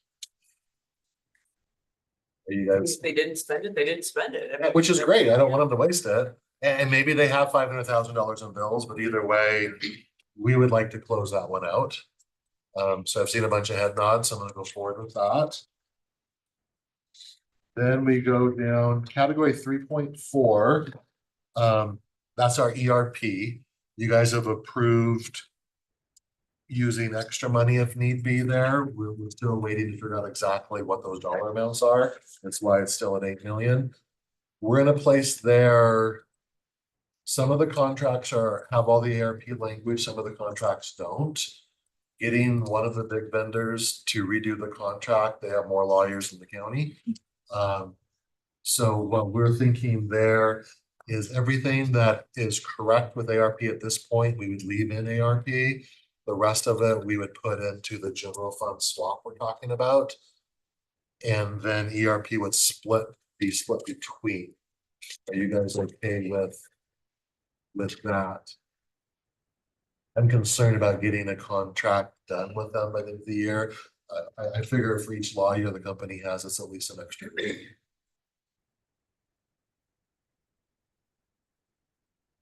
I'm just making sure we're using ARP dollars. Well, in my mind, we're still gonna keep track of it. We're gonna keep track of everything in this swap. So even if it's, Should bring it back into the general fund and your. but we'll still keep track of that amount of money. Expenditures, but you're gonna still track it to know that that's. So you guys know this is what went against it. Yes, so As long as we're doing all that mental math. it'll be on paper. Who knows how many colors it'll take, but it'll be there. Okay. So I've heard one. Are others okay with splitting the ERP? I see a Commissioner French head nod. Turns, you guys okay with that? Wanna go through my exercise I talked about first. Okay, perfect. Yeah. Yeah, I mean, if we hit a roadblock, regroup. So then that takes us, oh, I forgot on the first page, because I didn't color code it. Bottom of the first page in Novia. They had 25 subcontracts that we went through. They're actually pretty good. They all need some fixes, but they're actually pretty good. They'll get those fixed and changed. We came across one contract that was with Spokane Public Schools for mental health services for youth non-Medicaid qualified. Correct. 600,000 even. We're all going through general fund exercises as we do budget. That's $200,000 a year this year and the next 2 years. That's one that would qualify. We call Justin Johnson is one that would qualify for our mental health account, which, as you all know, has some fund balance right now. So wanted to get your guys' take. On the ground, nothing would change. The same work would happen. On paper, an Novia's ARP contract would go from 5 million to 4.4. And we could either have Justin contract directly with Spokane Public Schools, or if Inovia wants to stay in a managerial role, that could go either way. In my mind, nothing would change except source of funding. The end result would be an extra 600,000 to our general fund. We have not talked to anyone in Inovia about this yet for their feedback, because that worked for you guys, so I talked to you first. Yeah, so this was one of those items that came through for youth mental health committee where we've already seen, and it's not just for Spokane School District Public Schools. They have the mental health providers that also provide services, contract with Mead and Central Valley to do services. So it is across the county. It's not just within Spokane Public Schools, but we really saw the need, and it's a committee that I'm on with Justin and Dr. Crump.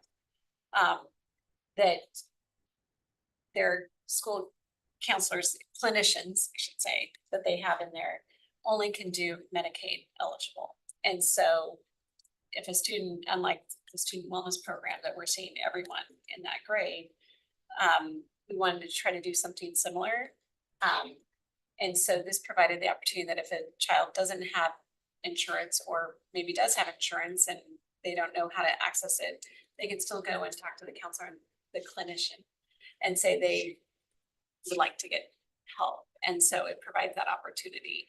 And if they are Medicaid eligible, they're helping them get on Medicaid. So they're seeing this money go further than we thought initially. And like in January to August, they saw 89 students that normally would not be seen. So, I mean, it's a great opportunity for us, again, to be getting to kids upstream, to get them the help they need there, taking that point off and doing other things. So, so that's the purpose of these funds, and we did approve it through the board at Launch Northwest as well. You know, it came up to the committee. So I'm, you know, I think I told you, it's like, I'm happy to, I don't know that we need to contract it through Innovia. I think we could just do it direct. I mean, because we already did a direct contract with them for the student wellness program, because they're providing that service out the other school districts, along with, we've now contracted with EST 101 as they've set up their mental health group. So, I mean, I think it's just talking to that small and see what they want to do and how they want to do it. But I'm happy to have it come out with it, use mental health, the mental health 110 money. Have you had a chance to talk to Ben Small yet? About that. Yeah, he was mentioning his name. I was Oh, assuming maybe no. you're gonna- I can't. Cause the We student both did. wellness initiative is coming out of mental health sales tax, so this would be consistent. It's just kind of expanding that to more students and more school districts that would have barriers to access. Okay. So, I mean, I would support using the same funds, because it's probably just gonna be easier to contract it with Justin, and Spokane Schools has that medical license, which is why they contract with that. You guys good with it? I'm okay with that.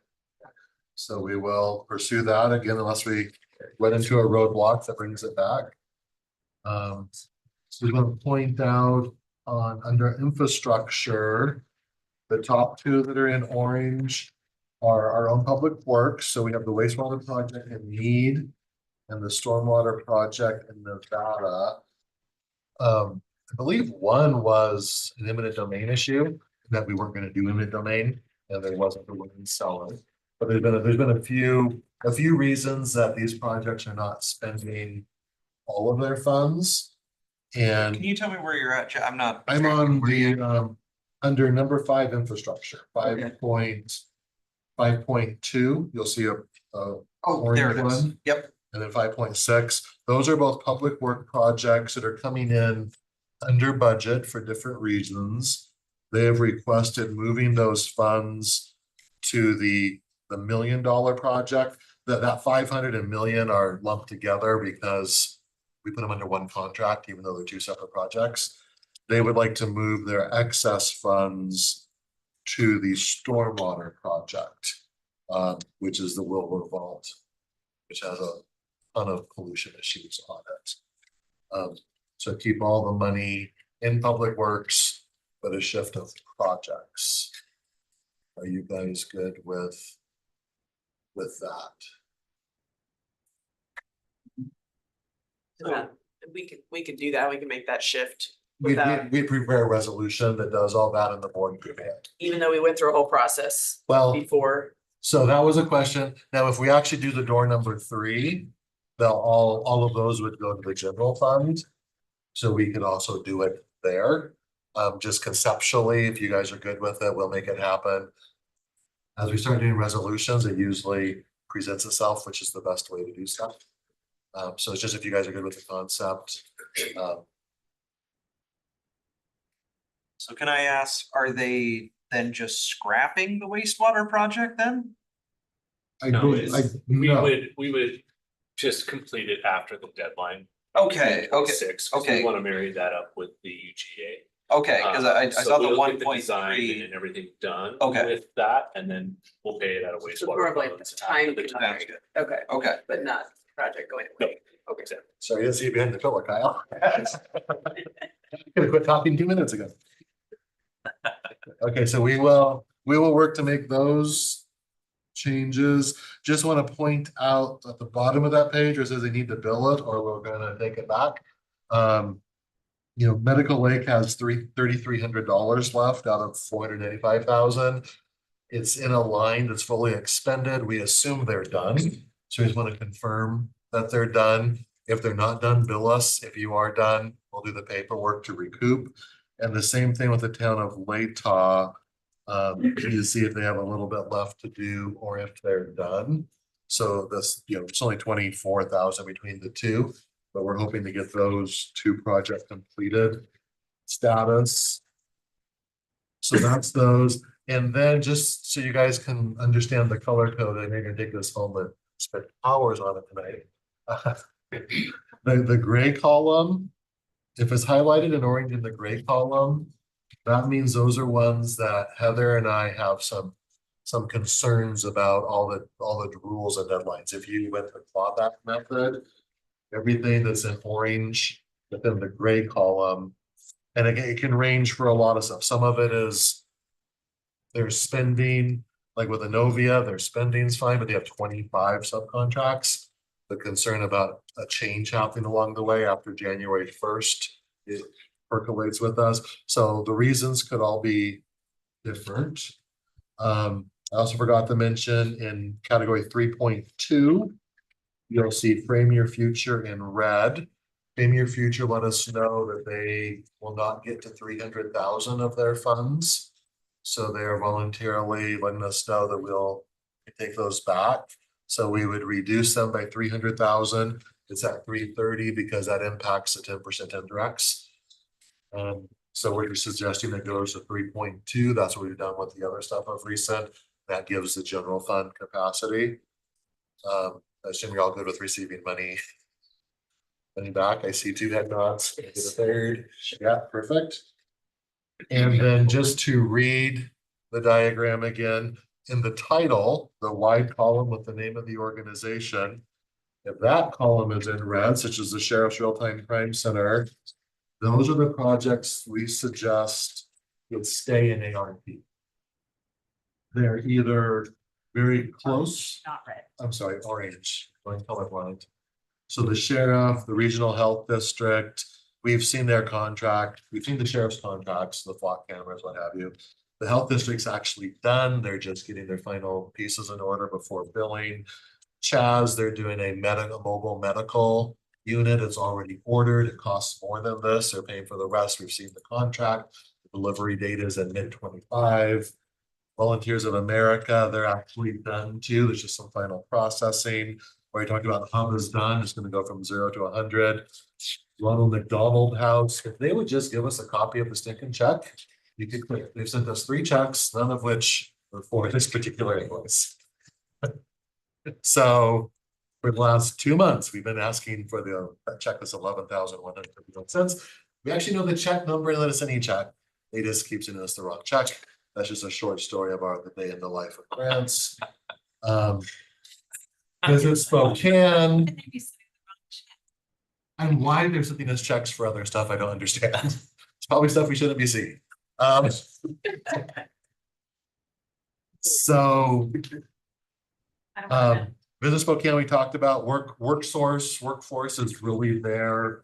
So just bring up to speed with WorkSource. They have preemptively let us know they're gonna use all their money. They had a state commerce grant that went away, so their billing did go up, but we know the state commerce grant was renewed after a couple months, so we expect the billing to go down. They're also very good at their buckets of money and fully utilizing them. They're a very sophisticated operation over there. I'm assuming the state money is a 2-year. So they probably can work it. Based on our numbers, they're gonna come in a little bit short. They'll probably solve on it, but we think it needs to stay because of the gifting. Now, a lot of what they have done has also been training childcare workers to actually up the capacity.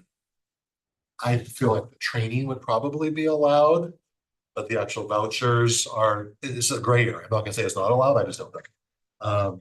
But we think it should stay unless the lawyers come in with something else. The categories that we're in control of in section 3 would stay. So I thought workforce, they were getting the grant from $2 million from Patty Murray that started in 24 or 5. So this was supposed to be to help them figure out the whole program and as they. I think that is a long-term sustainability plan. So it's just interesting. That's at that point in time, because we knew it was a couple years out for the federal money to be coming for childcare. Well, that's one we're willing to roll the dice on because we're pretty sure they'll figure it out, but by the numbers are not getting there. We just talked about Medical Lake and Latah. We just want to clear those out. And then. I'll say on Latah, the mayor saw me at the Council of Governments and just was like very complimentary to all the commissioners that we saved their town because their water system was. They were, yeah. They just are so appreciative and They're well collapsed, or that they. figuratively speaking. But Yeah, she was very. the other one we feel needs to stay is Comcast. We finally redid their contract again. I think we're all on the same page. Based on history, we can't redo it in 6 weeks anyway. But being that they're doing a public good, but they are a private company. I think it needs to stay in ARP because ARP broadband rules allow for-profit companies to do certain work products if they meet certain metrics. I'd want to hear from a lawyer before we set our general fund to do the same. And so. On that one, do we have confidence that they're gonna spend? Now, I- there's a new contract in place. I suspect that they've actually done the work and they can bill it.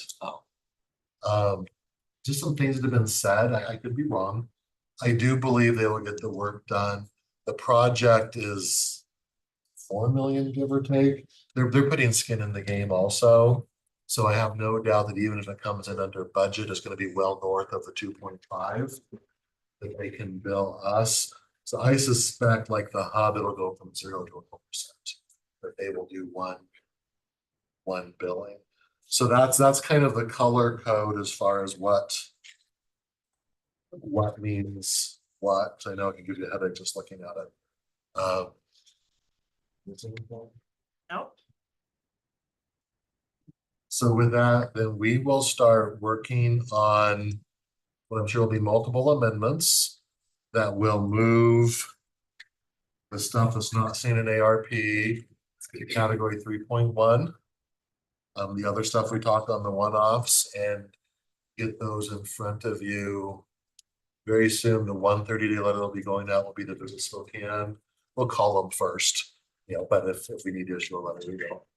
And you'll probably see a pile of resolutions in 2 weeks. It's not gonna get done in time for next. Under the percent spent to date column, what number should be concerning? I mean, 100, that's great, means they're done. To me, the What- single digits are concerning Okay, unless we know more to the story. yeah. Like Hub and Comcast that we think are gonna zoom right past it. Mhm. We know S3, R3 and Northeast PDA are in their RFP process right now. And or they may have it selected and they might be in the contract phase. Yeah, I think the S3R3 is already finalized. Some of it's completely done.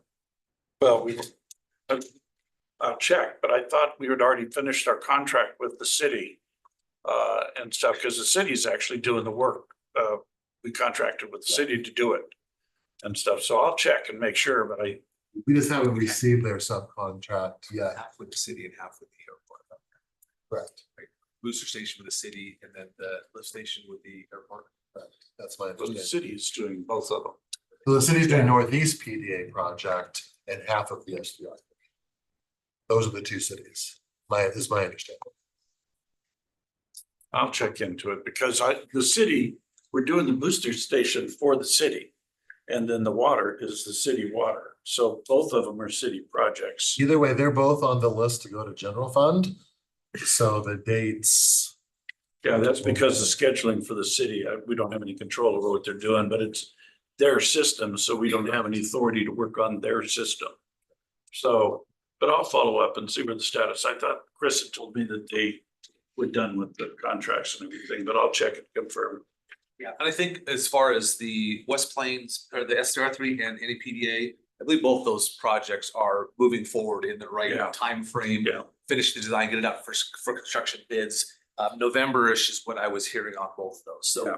Okay. by moving them to general fund, if a work order is needed, a work change order, there we go. We'll have that flexibility, or otherwise have to say, no, sorry, your pipes don't work, fix it yourself. And then like our own parks are pretty low, but we know they're all in process of doing stuff. It's just, you know, they purchased the property, that big one came through. So it's, you can't just say under 20% bad, over 20% or anything like that. Because, you know, we pretty much know the rest of the story to tell them. It did make our day when one of Heather's new people came in and we just said the name of an organization. And she rolled her eyes and went, ugh. And I go, you're officially one of us. You now respond accordingly, just obviously one of our challenging groups. Both the parks projects will have our GMPs by what it is. They're getting close to validation, finished validation. And I just, oh, go ahead. Go ahead. Oh, just, so if there is an organization that is, if we make the move and they have a general fund contract, right? And they end up not completing the project and asking for any reimbursement by the end of 26, then those dollars just remain at the county. Correct, that's if we don't do the general fund, those dollars will go back to the US Treasury. Right. Unless Congress makes a change. And what you said is correct, if we make the change, we can give them So flexibility. it takes the risk off of us and the county. And there's no risk there's no additional risk to the organization or small city or whoever we're contracting. And That then we're contracting with, And to me, because it's on them Yeah. if they choose to finish the work or not, it's on them. it shifts the burden of you guys having to be the bad cop and trying to read into the future. And they have an extra 2 years to do it or not. And if it doesn't happen, then it just falls into our general fund. You are not in the position of having to take it back. That just be the natural progression. So I maybe you just need to point me to it, but I'm not seeing the Camus Meadow Park. It's Under, it's under West, doesn't have a capital name. 3.22 on the first page. Yeah, the 5 million is plans fixed. It just says Spokane County Parks for West Plains because we didn't have a name when it was All right, awarded. there it is. Thank you. Sorry. So that's your 5 and 6. So the 538 is in there. I believe that was the purchase price of the Yeah. property. You know, next summer, I'm sure we'll have a lot of equipment doing a lot of good stuff. Done by then. More expenses will be coming against those categories. I was looking for Camus and I couldn't find it. Any other? Let's have a comment for the commissioners. I think the way Jeff and Heather are looking at this, if there's no change in direction, the commissioners decide to go as far as leaving the dollars in place, what Jeff is presenting, manages the risk and keeps the dollars available. And should someone not be able to execute on what their contract is, the dollars stay with the county. I would be remiss, however, if I did not highlight with the commissioners, we'll be going through this more detail on capital. We have some significant capital needs for the county, specifically for our infrastructure. 35 million, as you recall from Gail's presentation recently. So although much less appealing, I can presume a clawback approach gives us an opportunity to utilize some of these funds for us. So I think we have capital set up I believe for either next Monday or the following Monday to give you much more of a deep dive into what some of those near-term needs are for 25 and beyond. So I just want to plant that seed and keep it on your radar for consideration as well. So if any of you come across any reason you see a hurdle, please let us know quickly. But we'll talk more with Wes, probably others in the legal office. Also, as far as all this goes, get legal, make sure legal's comfortable, audit's comfortable. And then you can move forward presumably. Okay. Well.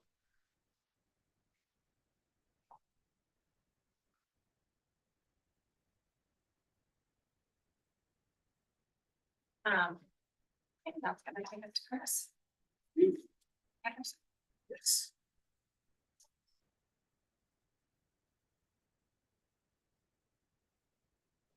Copies. No.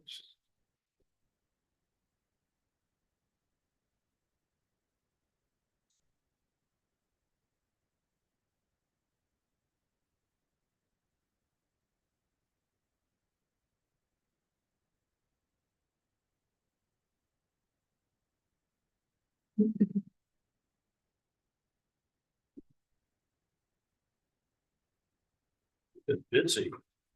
I had to all graphics and stuff.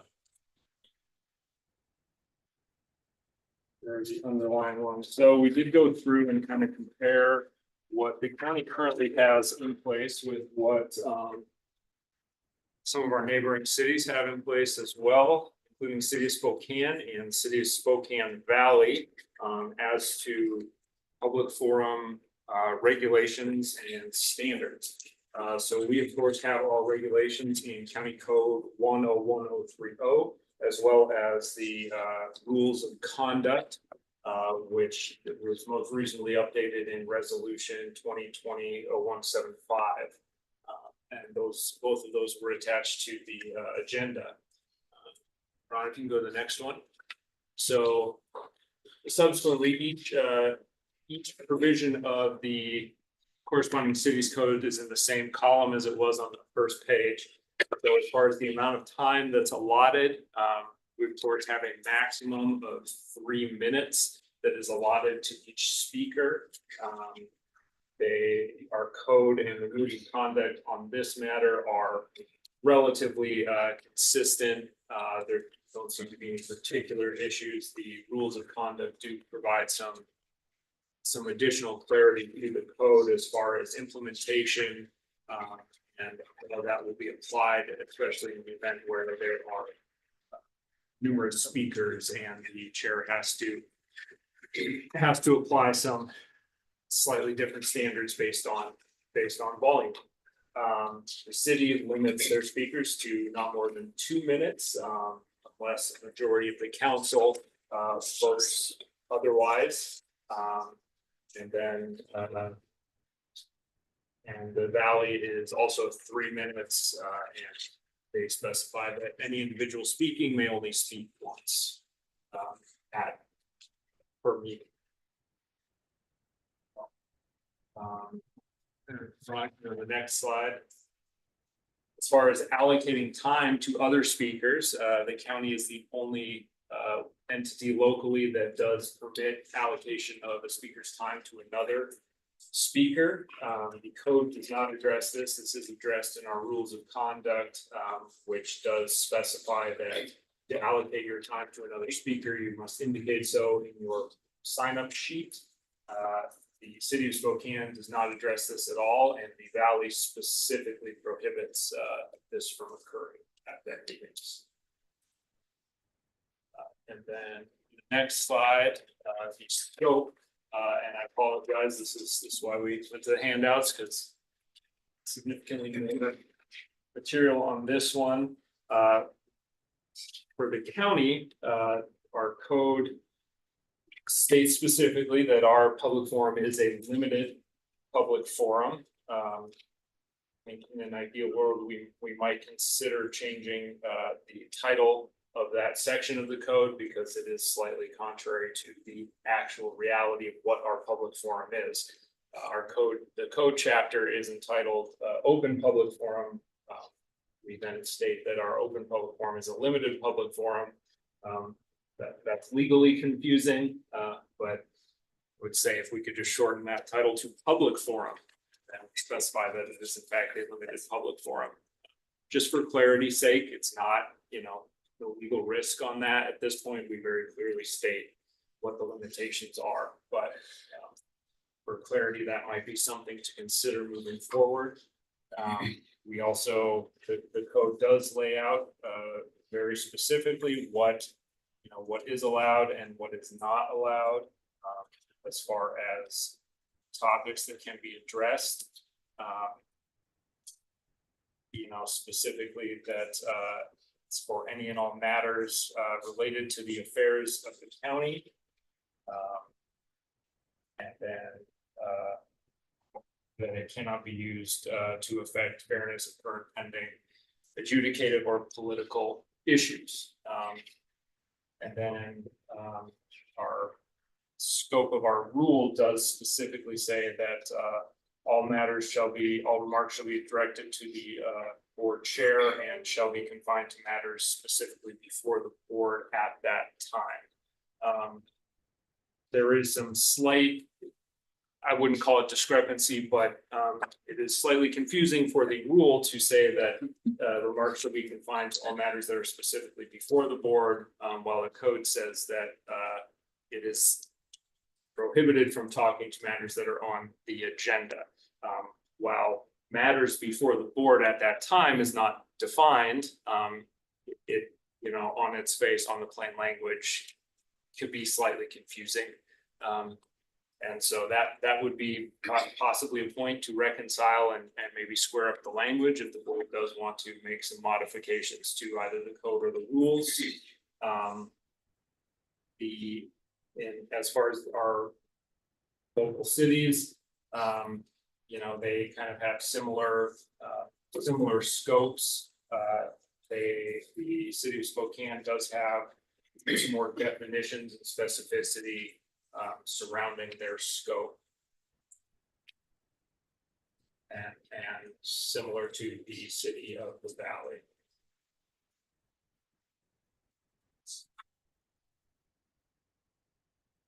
And then finally,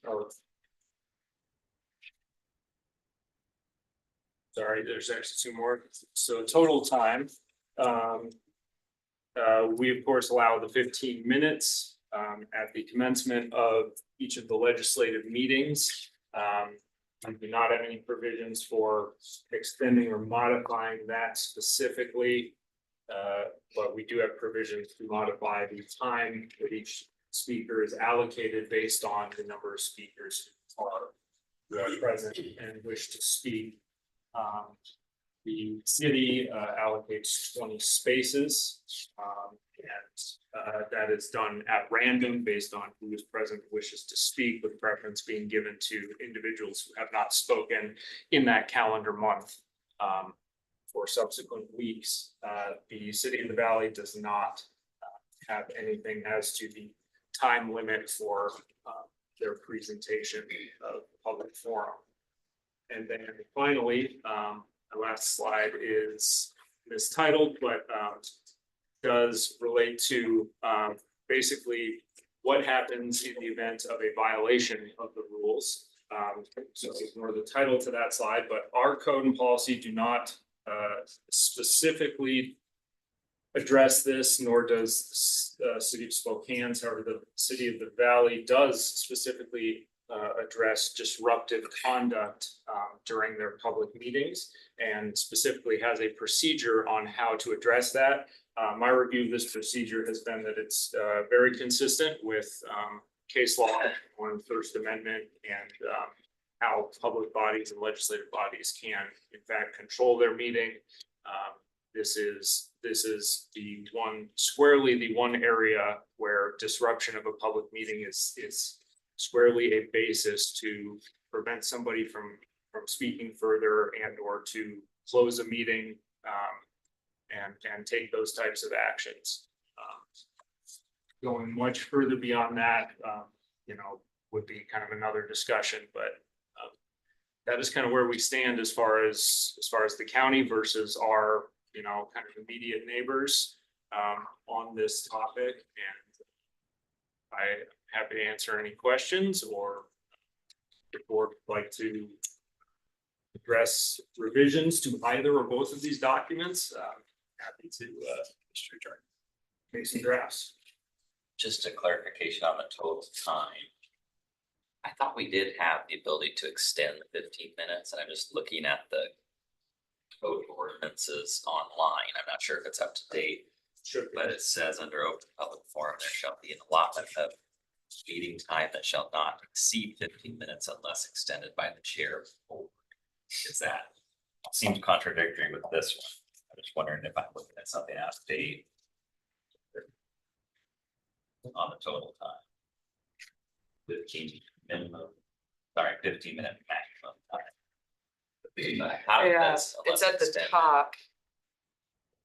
In that first paragraph, yeah. it says there's kind of discretion of the chair, but then when you get into number 1, it says maximum of 15. That's where it's not consistent. So thank you for that. And Just another wondering. point of clarification that if we do decide to open this up, might be something to make sure we have consistent between, within our code. Which seems consistent with the others. Yes. It is, yeah. And I think it was. I've always been acting with discretion. Of the Yes, chair. yes. And I certainly think that in a forum such as this, it would be, I would advise, deferring towards the ability to extend it. That's the preference. And so if we clarified it, that would probably be the direction to go. As opposed to not giving yourself that option. So. As far as direction from here, what if any changes or want to consider, just moving forward. I know there have been discussions about the allocation of time between individual speakers from one speaker to another. That's certainly something that I have not seen, and in both looking at local rules as well as other rules across the state, have looked at a number of counties and cities on the west side of the state, Clark County, Pierce County, Snohomish County, and some of the cities over there as well have not seen any specific allocation provisions in any of those either. I would say that, as the one trying to manage the meeting, it's getting harder when you have a group. And I remember, again, going back to the health district years ago, pre-COVID, that we didn't let them allocate time. They would like read a statement, and then one would read their 3 minutes and the next person would read their 3 minutes. So they still got the same message across versus allocating time, because it's, I think in the one meeting, I didn't allow it because it's like, trying to coordinate that when we didn't know ahead of time. And I When you think- had like 10 people signed up too, so if you were to let someone take additional, it meant someone else didn't get to testify too, so. I think you made the right call. Yeah, and I think we've tried to do it in advance. I think it says that it's supposed to be, through the clerk, so just right now. Yes. So I'm happy to take that out and not have that as an option, and people again doesn't mean that someone can't have a statement that they read one page and the next person reads the other page, so you're still getting the same message across. I just think it's getting harder to manage when those situations arise. Yeah, I can share with you that none of my state boards allow for folks to combine minutes. You've got your 2 minutes or your 3 minutes to provide testimony. If you're gonna run long, you can provide it written testimony. The only difference between providing written testimony and doing it on camera is you get to be on camera for 3 minutes. But other than that, you still are in a position to where you're submitting comments and stuff. On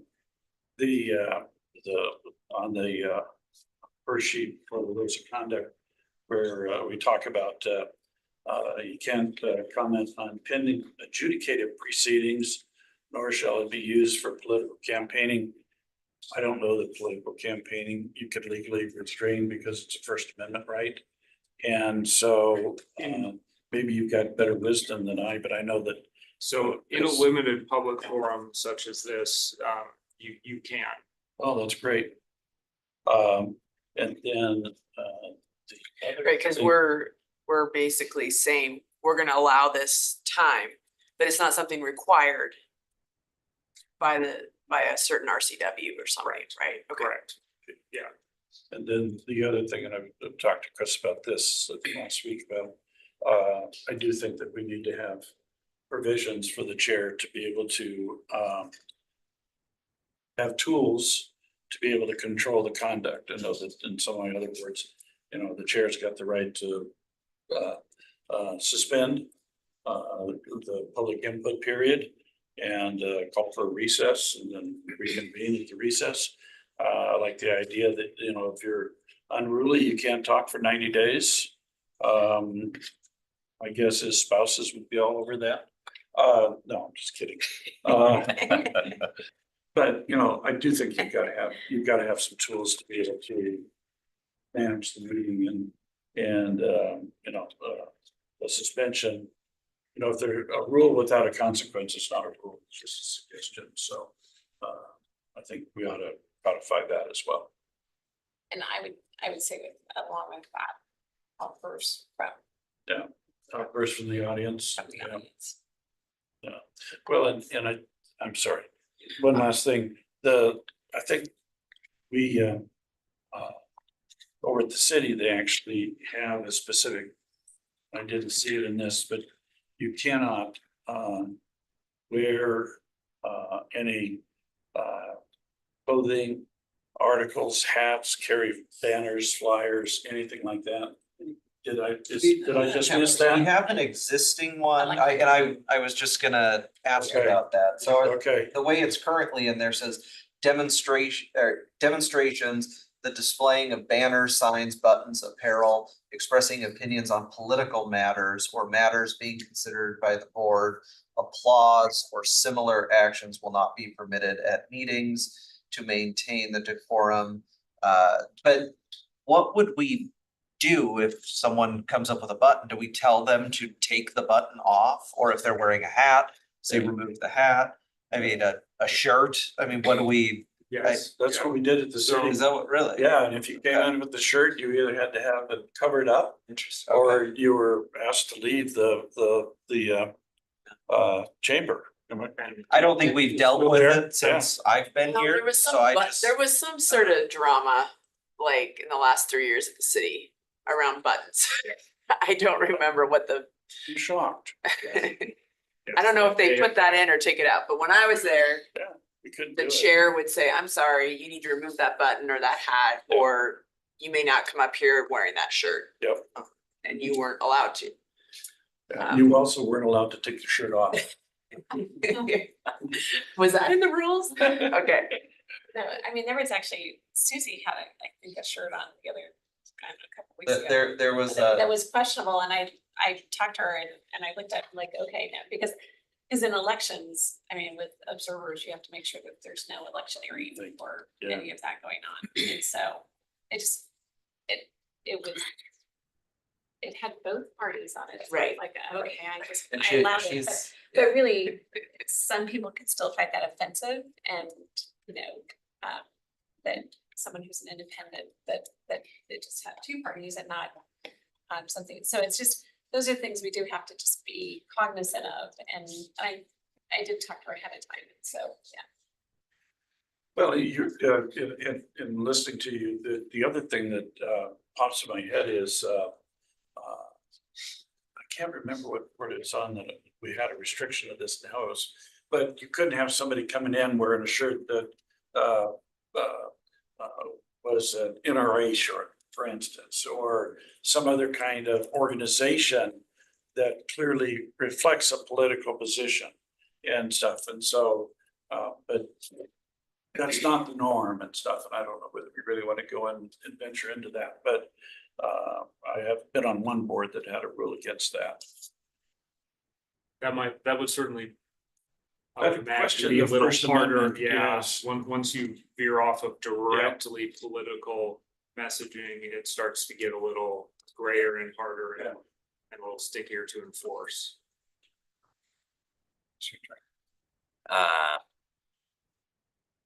I personally think that our 15-minute length of time, it seems to be a little short to me. The cities is, well, the Valley has no time limit on their public forum. And the cities is 20 spaces at 2 minutes each, right? So really 40 minutes. So we're kind of a little bit out of the norm. I'm not saying it's 15 is our standard. We've had a lot of times that's fine because we don't have that many people. But when we do have more like we've had lately, then it forces the decision about shortening the testimony, which has clearly annoyed some people who've shown up, prepared for 3 minutes. I know you can do that as the chair, and I think you've run the meetings well. I'm just wondering if we want to think about making that time larger as a default, or maybe moving some of it to after the consent agenda. Just because personally, I think it's important that if people come within reason, that we have the ability for them to be heard and not kind of have this artificial timeline of just 15 minutes, really restricting that too much. It just doesn't seem that difficult to, in most cases, to let people kind of get through their comments. If we had 100 people, that might be a problem. So maybe you do need to pick a time limit, but that's an idea to consider. For clarity, the Valley does not have any sort of time limit. They have a desired total amount of time of 45 minutes for public comment, which can be modified at the mayor's discretion. So effectively the chair. So the other, whether it's STA, Clean Air, SRTC, any of those other forums is 15 minutes. So even though the city might not, I know that all the other boards and commissions that I'm sitting on, they do limit it to 15 minutes. Again, it's about camera time. It's not about making or submitting a message to the board. I think sometimes it's feeling heard too. I think certain people feel like they are definitely getting through if they have you as a audience sitting there to make their point versus sending in an email and they don't really know whether it's read or not. So anyway, I think I'd prefer to kind of mirror the Valley or city on that personally. So I guess I would say, as someone who tries to manage all this, I think 15 minutes is fine. I think we've extended, I haven't, if people have signed up, then I've had them speak. I haven't not had anyone who's signed in speak. I mean, because I reduced it from 3 minutes to 2 minutes and gave them everyone who's been there time, so I think it's one of those that if we see a whole bunch of people, I think you guys might just talk to me and say, okay, let's just extend it, and I'm not gonna be, because yes, I agree, if they've come down, I would rather have them have a chance to speak. So there's only been a few times where we needed it. So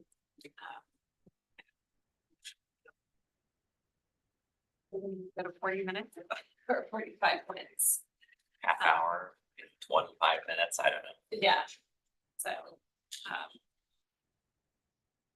I don't know. I mean, I guess just from what I've seen, we haven't really needed it because I have extended, and I think when we have a whole bunch of people, it's like 2 minutes is plenty of time. Just when you've got several people lined up waiting to go. Seems like 2 minutes they can say it. I'd like to say, so. I'm just second, Commissioner Walker. So I hear what you're saying. I mean, I don't think it would hurt to say shall not exceed, or give a 20-minute,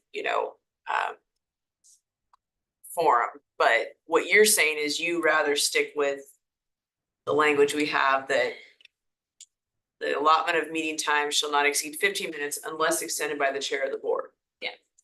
Okay, because if you had 10 people come, which we have, then you could choose to give them 2 minutes and that would go 20 minutes. Right. So you're saying you would rather not just have a longer time period, just be able, because it may be you have 15 people come. And then, Yeah, and then we determine at that time if they've all signed up, if we want them to speak.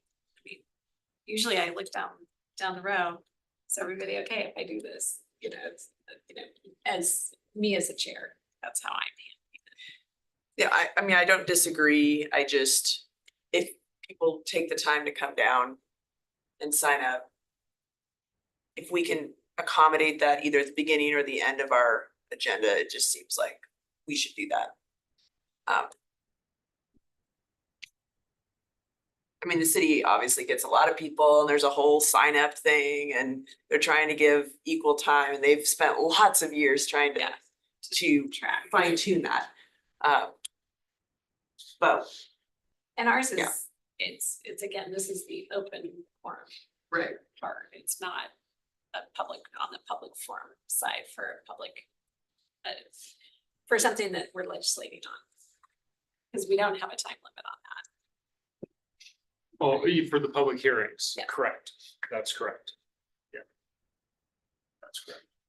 anyway, I mean, the other alternative, instead of saying shall not exceed unless extended by the chair of the board, is just up to, 30 minutes or up to. And then we just try and accommodate people within that time frame. But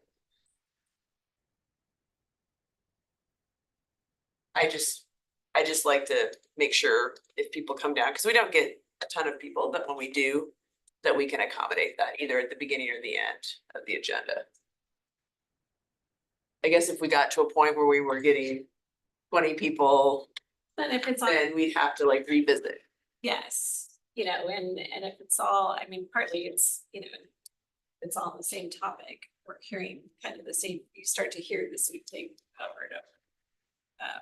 As well, so. If everybody's there with different topics, which was, nice of Becky, that one day she offered to forego her speaking to allow more people on the other side, to speak. I don't know. I'm comfortable with the 15 minutes and at the discretion of the chair to extend. I mean, I think we've, I don't think we've not done that. I'm trying to be very respectful to everybody who's coming out to sign up.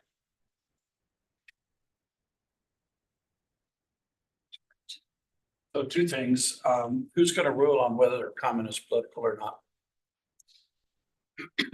That's a good question. Thank you. I studied all night for that one. Indeed. Well, we currently have it set up as the chair being kind of the de facto one making the action and making those types of decisions within our current rules. And so that is certainly an option. We can look at other options, but Well, what's determined to be political. right, in general, I would, I'm like, So then one other one of our rules of conduct says the speaker issuing a statement of fact may be asked to document and identify the source of factual data. Are we gonna call people out on that or not? well, I and don't think we can, because again, at first. Well, wait a minute, Well, you can, I mean. so I mean, and I agree with what the rule says, which is that they Yes. can be asked. Yeah. Not required to provide an answer. But certainly they can be asked. There's absolutely nothing wrong with asking for supporting documentation or supporting information to a statement that somebody makes. But we absolutely would not recommend making that a requirement in order to allow the person to speak or continue speaking. So if somebody comes in and makes a statement that cannot be backed up in fact, can we clarify the record? Certainly. Okay. and who is going to clarify? Like, I don't wanna see, this is where it's fair, it's like Oh, I know. trying to figure but I out mean, how to manage all of this. yeah, I mean, this whole last several months has been very interesting and orchestrated.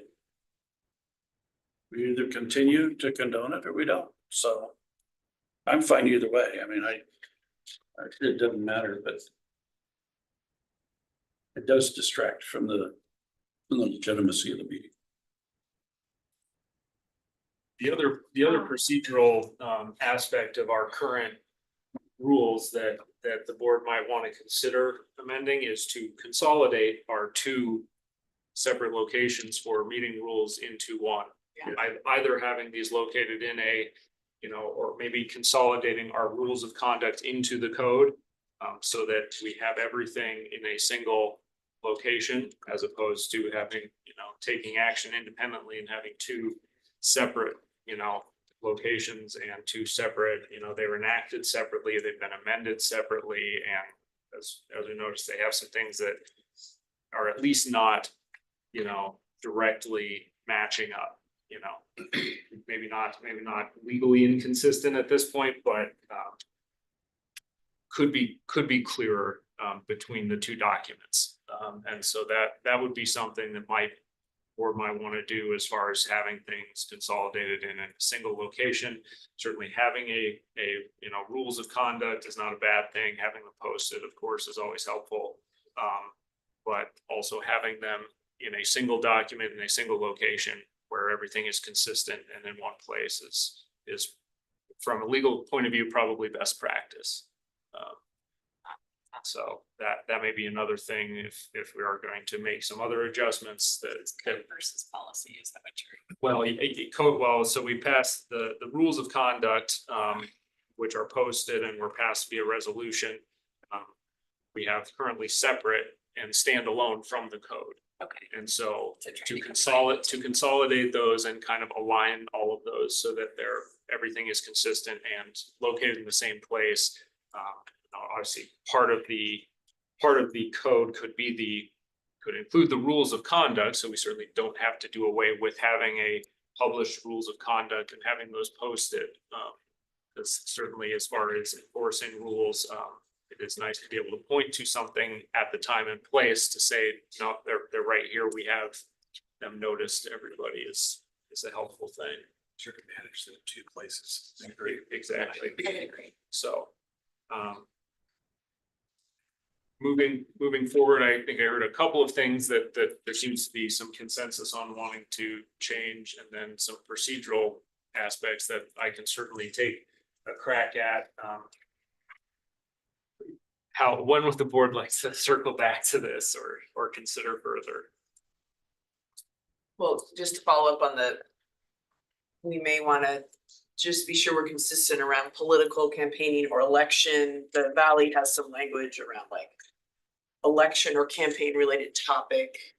I don't know if that's good or if that's helpful or not, but I just think we need to be as clear as possible so that the chair can point to the rules to be able to keep people, focused on the purpose of the open forum.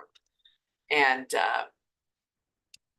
so if we can just be a little bit clearer on maybe election related campaigning, or because just because someone has a political viewpoint, I don't know, that's not.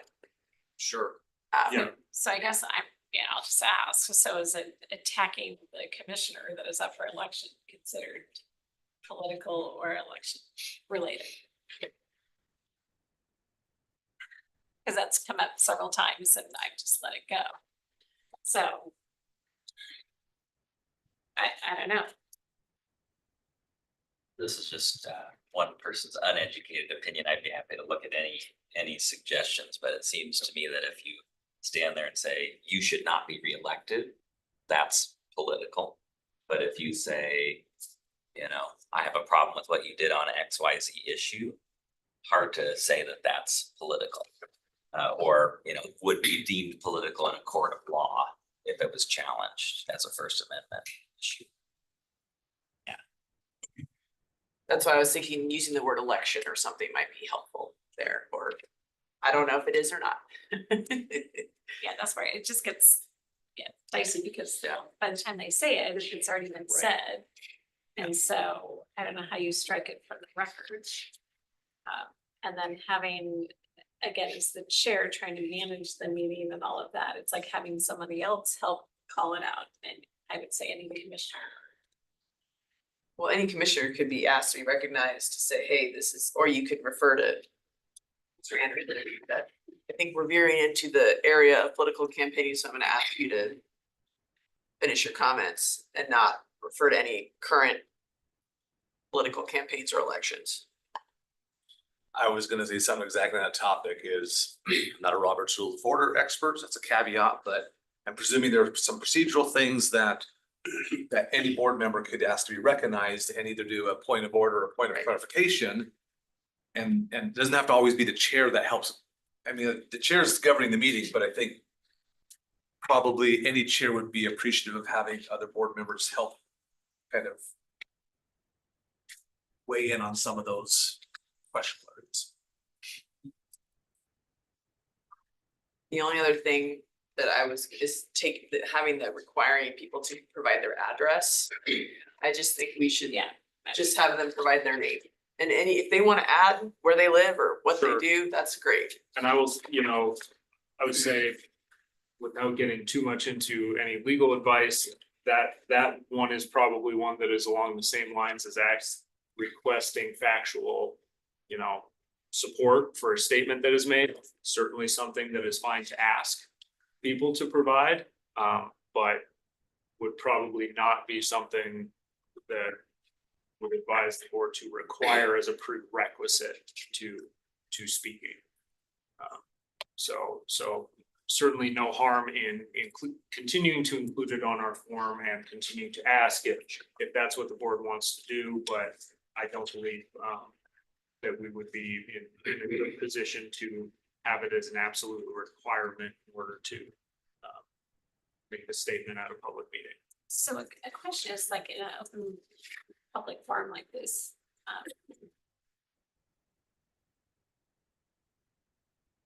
It's like they don't have to be a resident of Spokane County. Anyone from anywhere can be open public forum. So that goes to the nature of the public forum.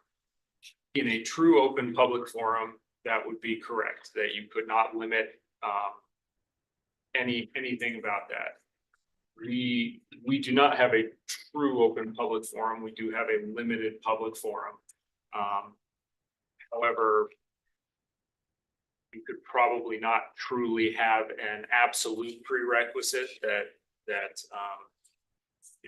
to the extent that it is probably not enforceable pursuant to the First Amendment to require somebody to verify an address or residency in order to, as a prerequisite to speak. Similarly. But we just, because really the true nature of the open public forum is to hear from the citizens that we all represent. Yes. And certainly, I will say the Spokane Valley references that in their rules as far as they request that people sign in, and they kind of indicate that the intent, what the purpose of their public forum is, which is to hear from, citizens of the city. But it is not explicitly limited to that. It is simply stated that that is the purpose of it. That is the, what the intent of that forum is to hear from those constituents. I want to just put that, because that would help if there are a lot of people for some reason that it's, but I wouldn't want it like when the president of the University of Washington came. I don't want to limit it to that they have to be, a citizen. Especially given Pat's beautiful shirt. Yes.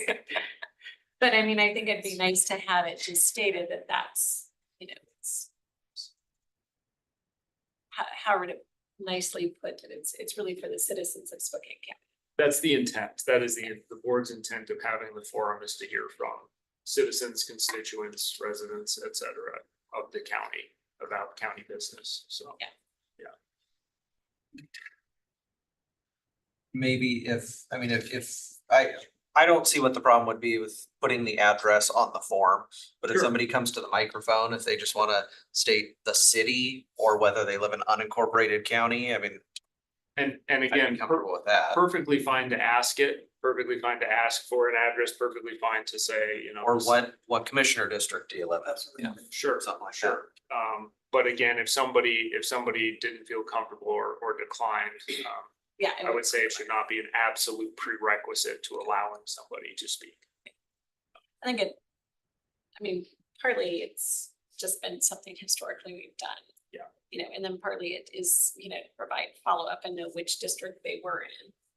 If we were following up as commissioners, I've done that in the past. So. I believe as we currently have it, and I forget if it's in the code or in the rules, but we do have a provision to basically request exemption from providing an address. Right, and Yeah, And I mean, I so- guess it's like, I would say with Josh, just have it on the form and then we can not, you know, state it. Not required. Sure. Sure. Yeah, I think, you know, we need to be sensitive to the fact that if we get somebody that is looking to move into the area, bring a business here or whatever, engage in some kind of commercial activity and stuff, want to participate. You know, if we're too restrictive in terms of you gotta be a resident, they're not a resident yet, they might never become a resident. Right, no, And that's why, that's clearly the unintended consequence of that restriction. right, we're just saying it would be, it's recommended or however. The intent is that, but not, Yeah, like I said, just like the University of Washington president, when she spoke, it's not. To have that, but for the most part, a lot of them, we have it a lot of. still come. Looking down further in some of the documents that Chris has provided, there is similar to what the commissioners have for rules of conduct, the city council has what they call participation by members of the public and council meetings. And it does cover things like there'll be no demonstrations, use of vulgarity, disorderly conduct that disrupts, no directly attacking, verbally insulting any individual, requesting speakers to assert statements or document statements of facts, very similar to this one. No, refrain from remarks directed personally to any council member, any individual. So there's a lot of stuff in there actually that does have some of our rules of conduct, but it is embedded in their, some of your rules of conduct that is embedded in their procedures. Needs First Amendment though. I'm just, Again, it's a limited public forum. Well, I do recall from a few months ago that there was a challenge to certainly the part of those rules as it related to who you could and could not direct comments towards. And while it doesn't appear the city may not have formally changed those, I do believe they did permit the individuals challenging that to address their comments to the council members that they wished to address their comments to, because I know that their original rule had been similar to what ours currently says, that they must be addressed to the council president. Ours currently says they should be addressed to the chair of the board. That is Robert's rules. Robert's rules say you're gonna make a comment, you gotta address it to the chair. Not sure if that would stand up in a federal court.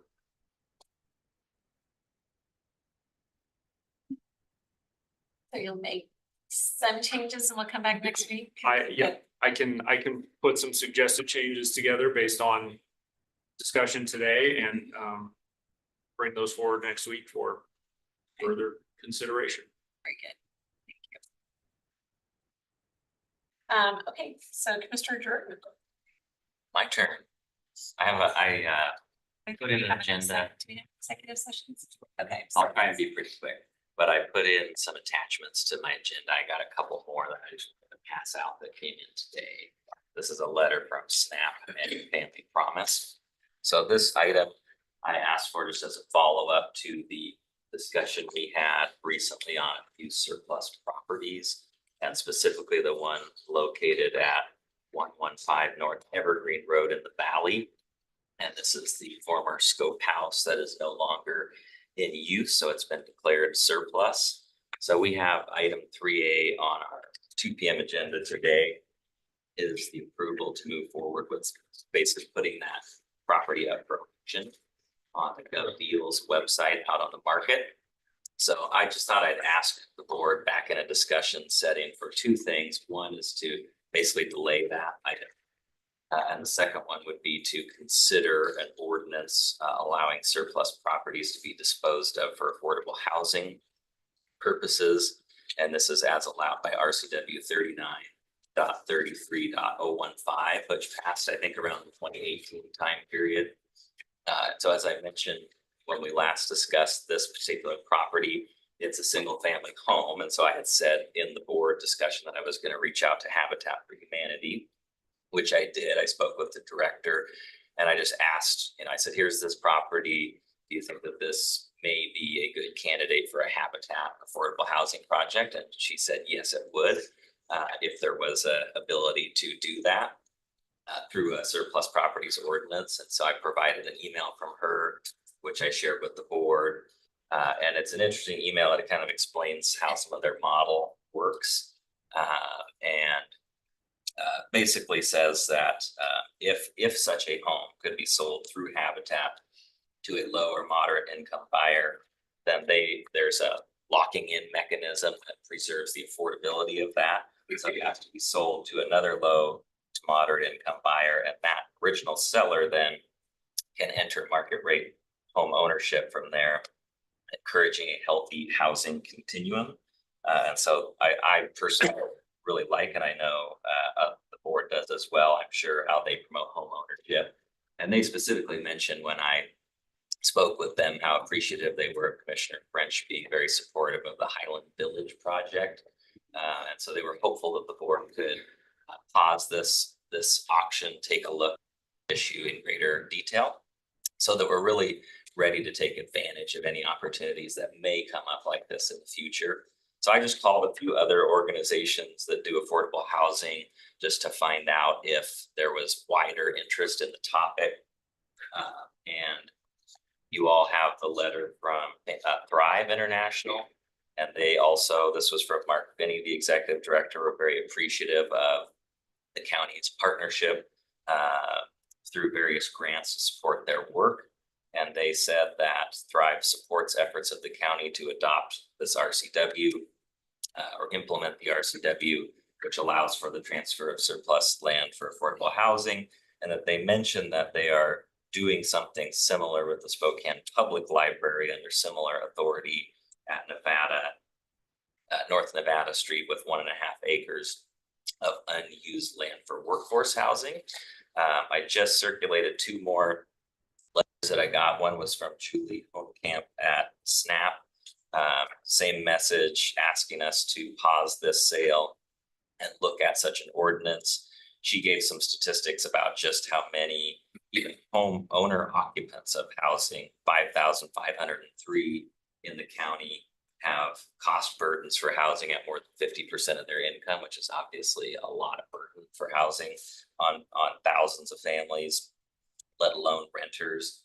And she referenced that such an ordinance would align with our already adopted affordable housing program. And then Joe Ader from Family Promise just sent us a letter today that says, I believe such an ordinance will be a meaningful step toward increasing affordable housing options in Spokane County. And he talked about the issue, which we all know of, lack of affordable housing for lower and middle income people. So one property is not going to solve that crisis in and of itself, but on the other hand, one property that might be able to be locked in for generations of home ownership possibility is something to think about as well. And there may be other properties that come up for possibility.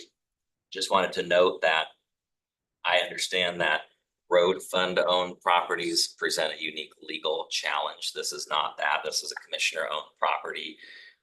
And this property is also right off of Sprague.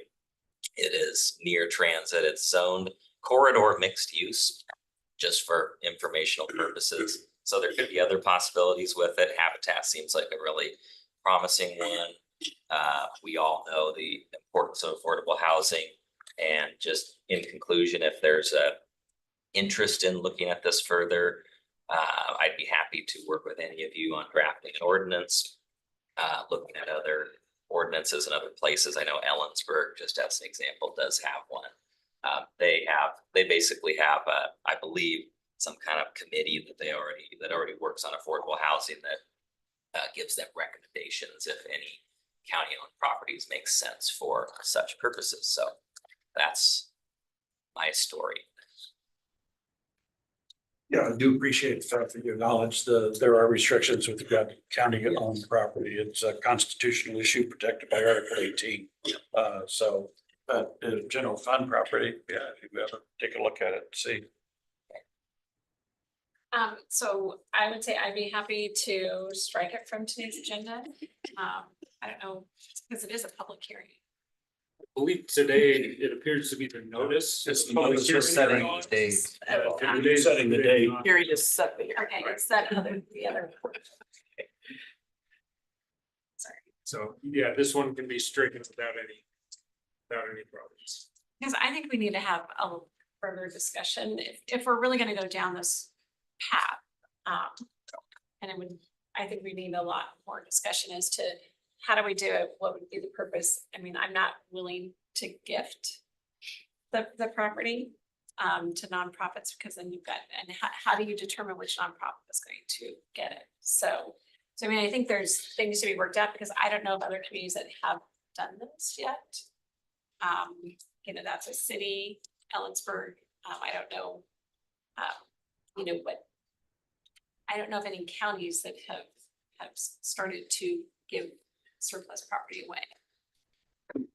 So what's the mechanism to ensure that the citizens are getting, a value back versus we're just benefiting one nonprofit or potentially one family.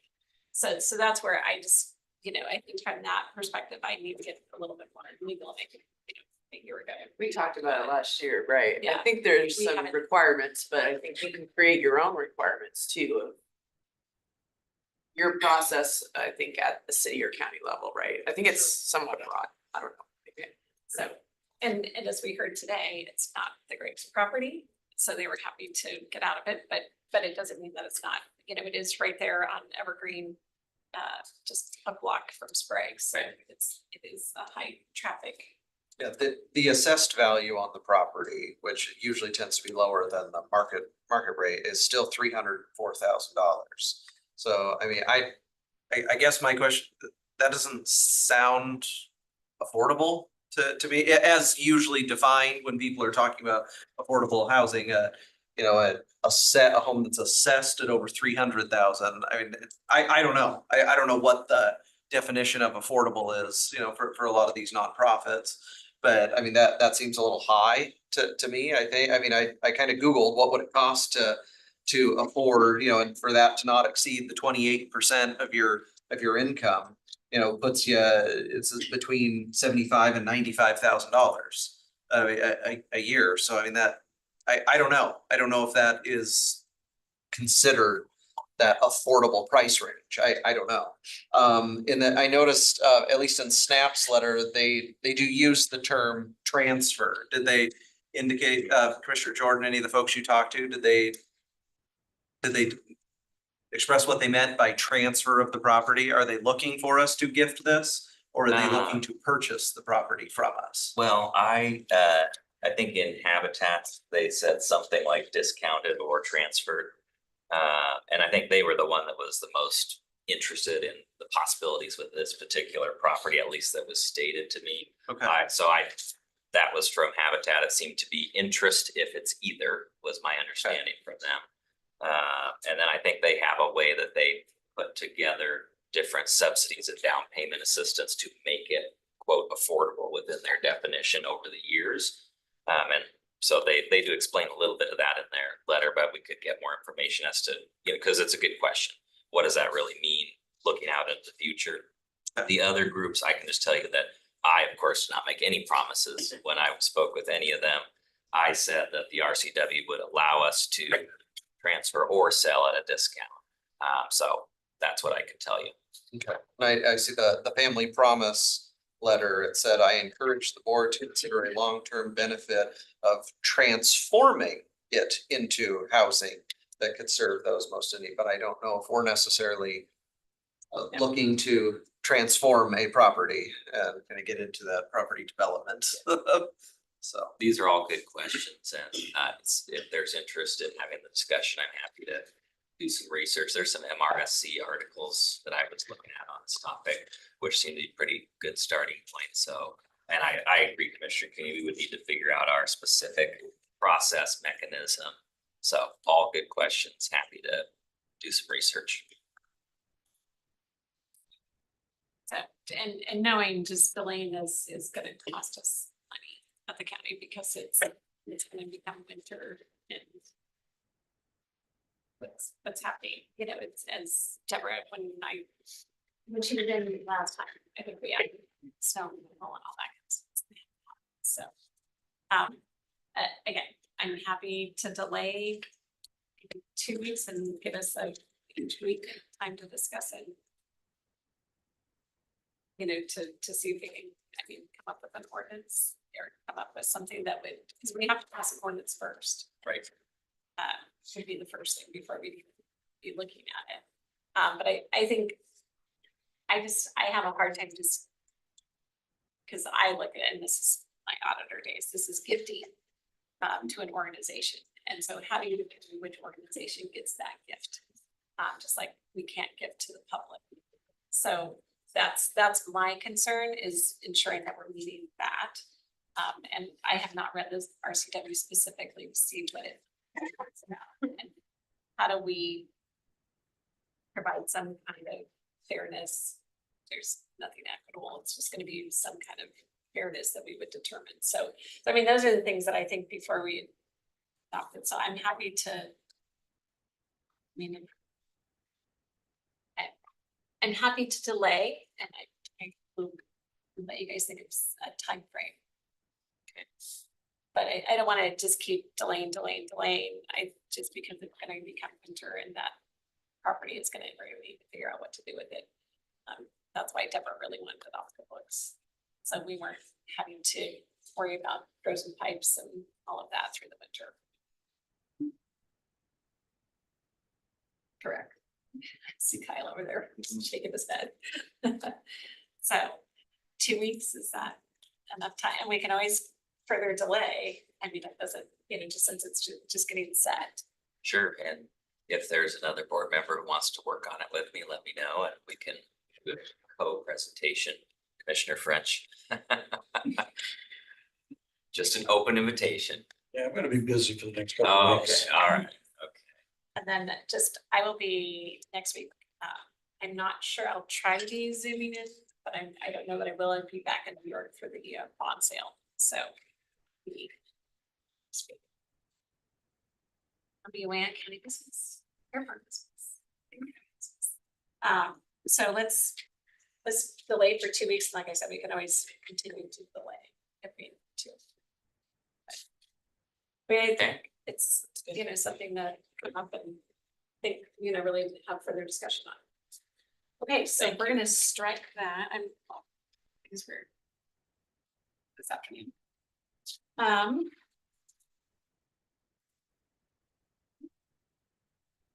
Would you have an executive session? We've got one very short one. I no longer do now have an executive session item. I may have at a later point in time. Scott, we have a closed session though. Yeah. Okay. That's one miscellaneous. Okay. Quickly. Okay, real quick, so Bigelow planning continues, you should have that date saved on your calendar for 29th. We are going to have a employee veterans spotlight in the case, you remember we did that last year, so that's coming Operation Green Light is also in the works. And then we have one staffing update in the communications office. Jessica let us know that November 15th will be her last day. So I want to extend our thanks to her for enhancing our brand, raising public awareness. She and her family are relocating abroad. And so after 5 years of service to the county. It's exciting. Wow. Thank you for all that you've done for the county. You've certainly helped on the graphics and websites. And thank you for putting it all together for us. So no. Still got another month, so whatever you need from me. I'm here. Okay. Very good. Thank you. Thanks, Jessica. Yeah, that's it. Okay. Closed session for labor negotiations. And how long? 20. What am I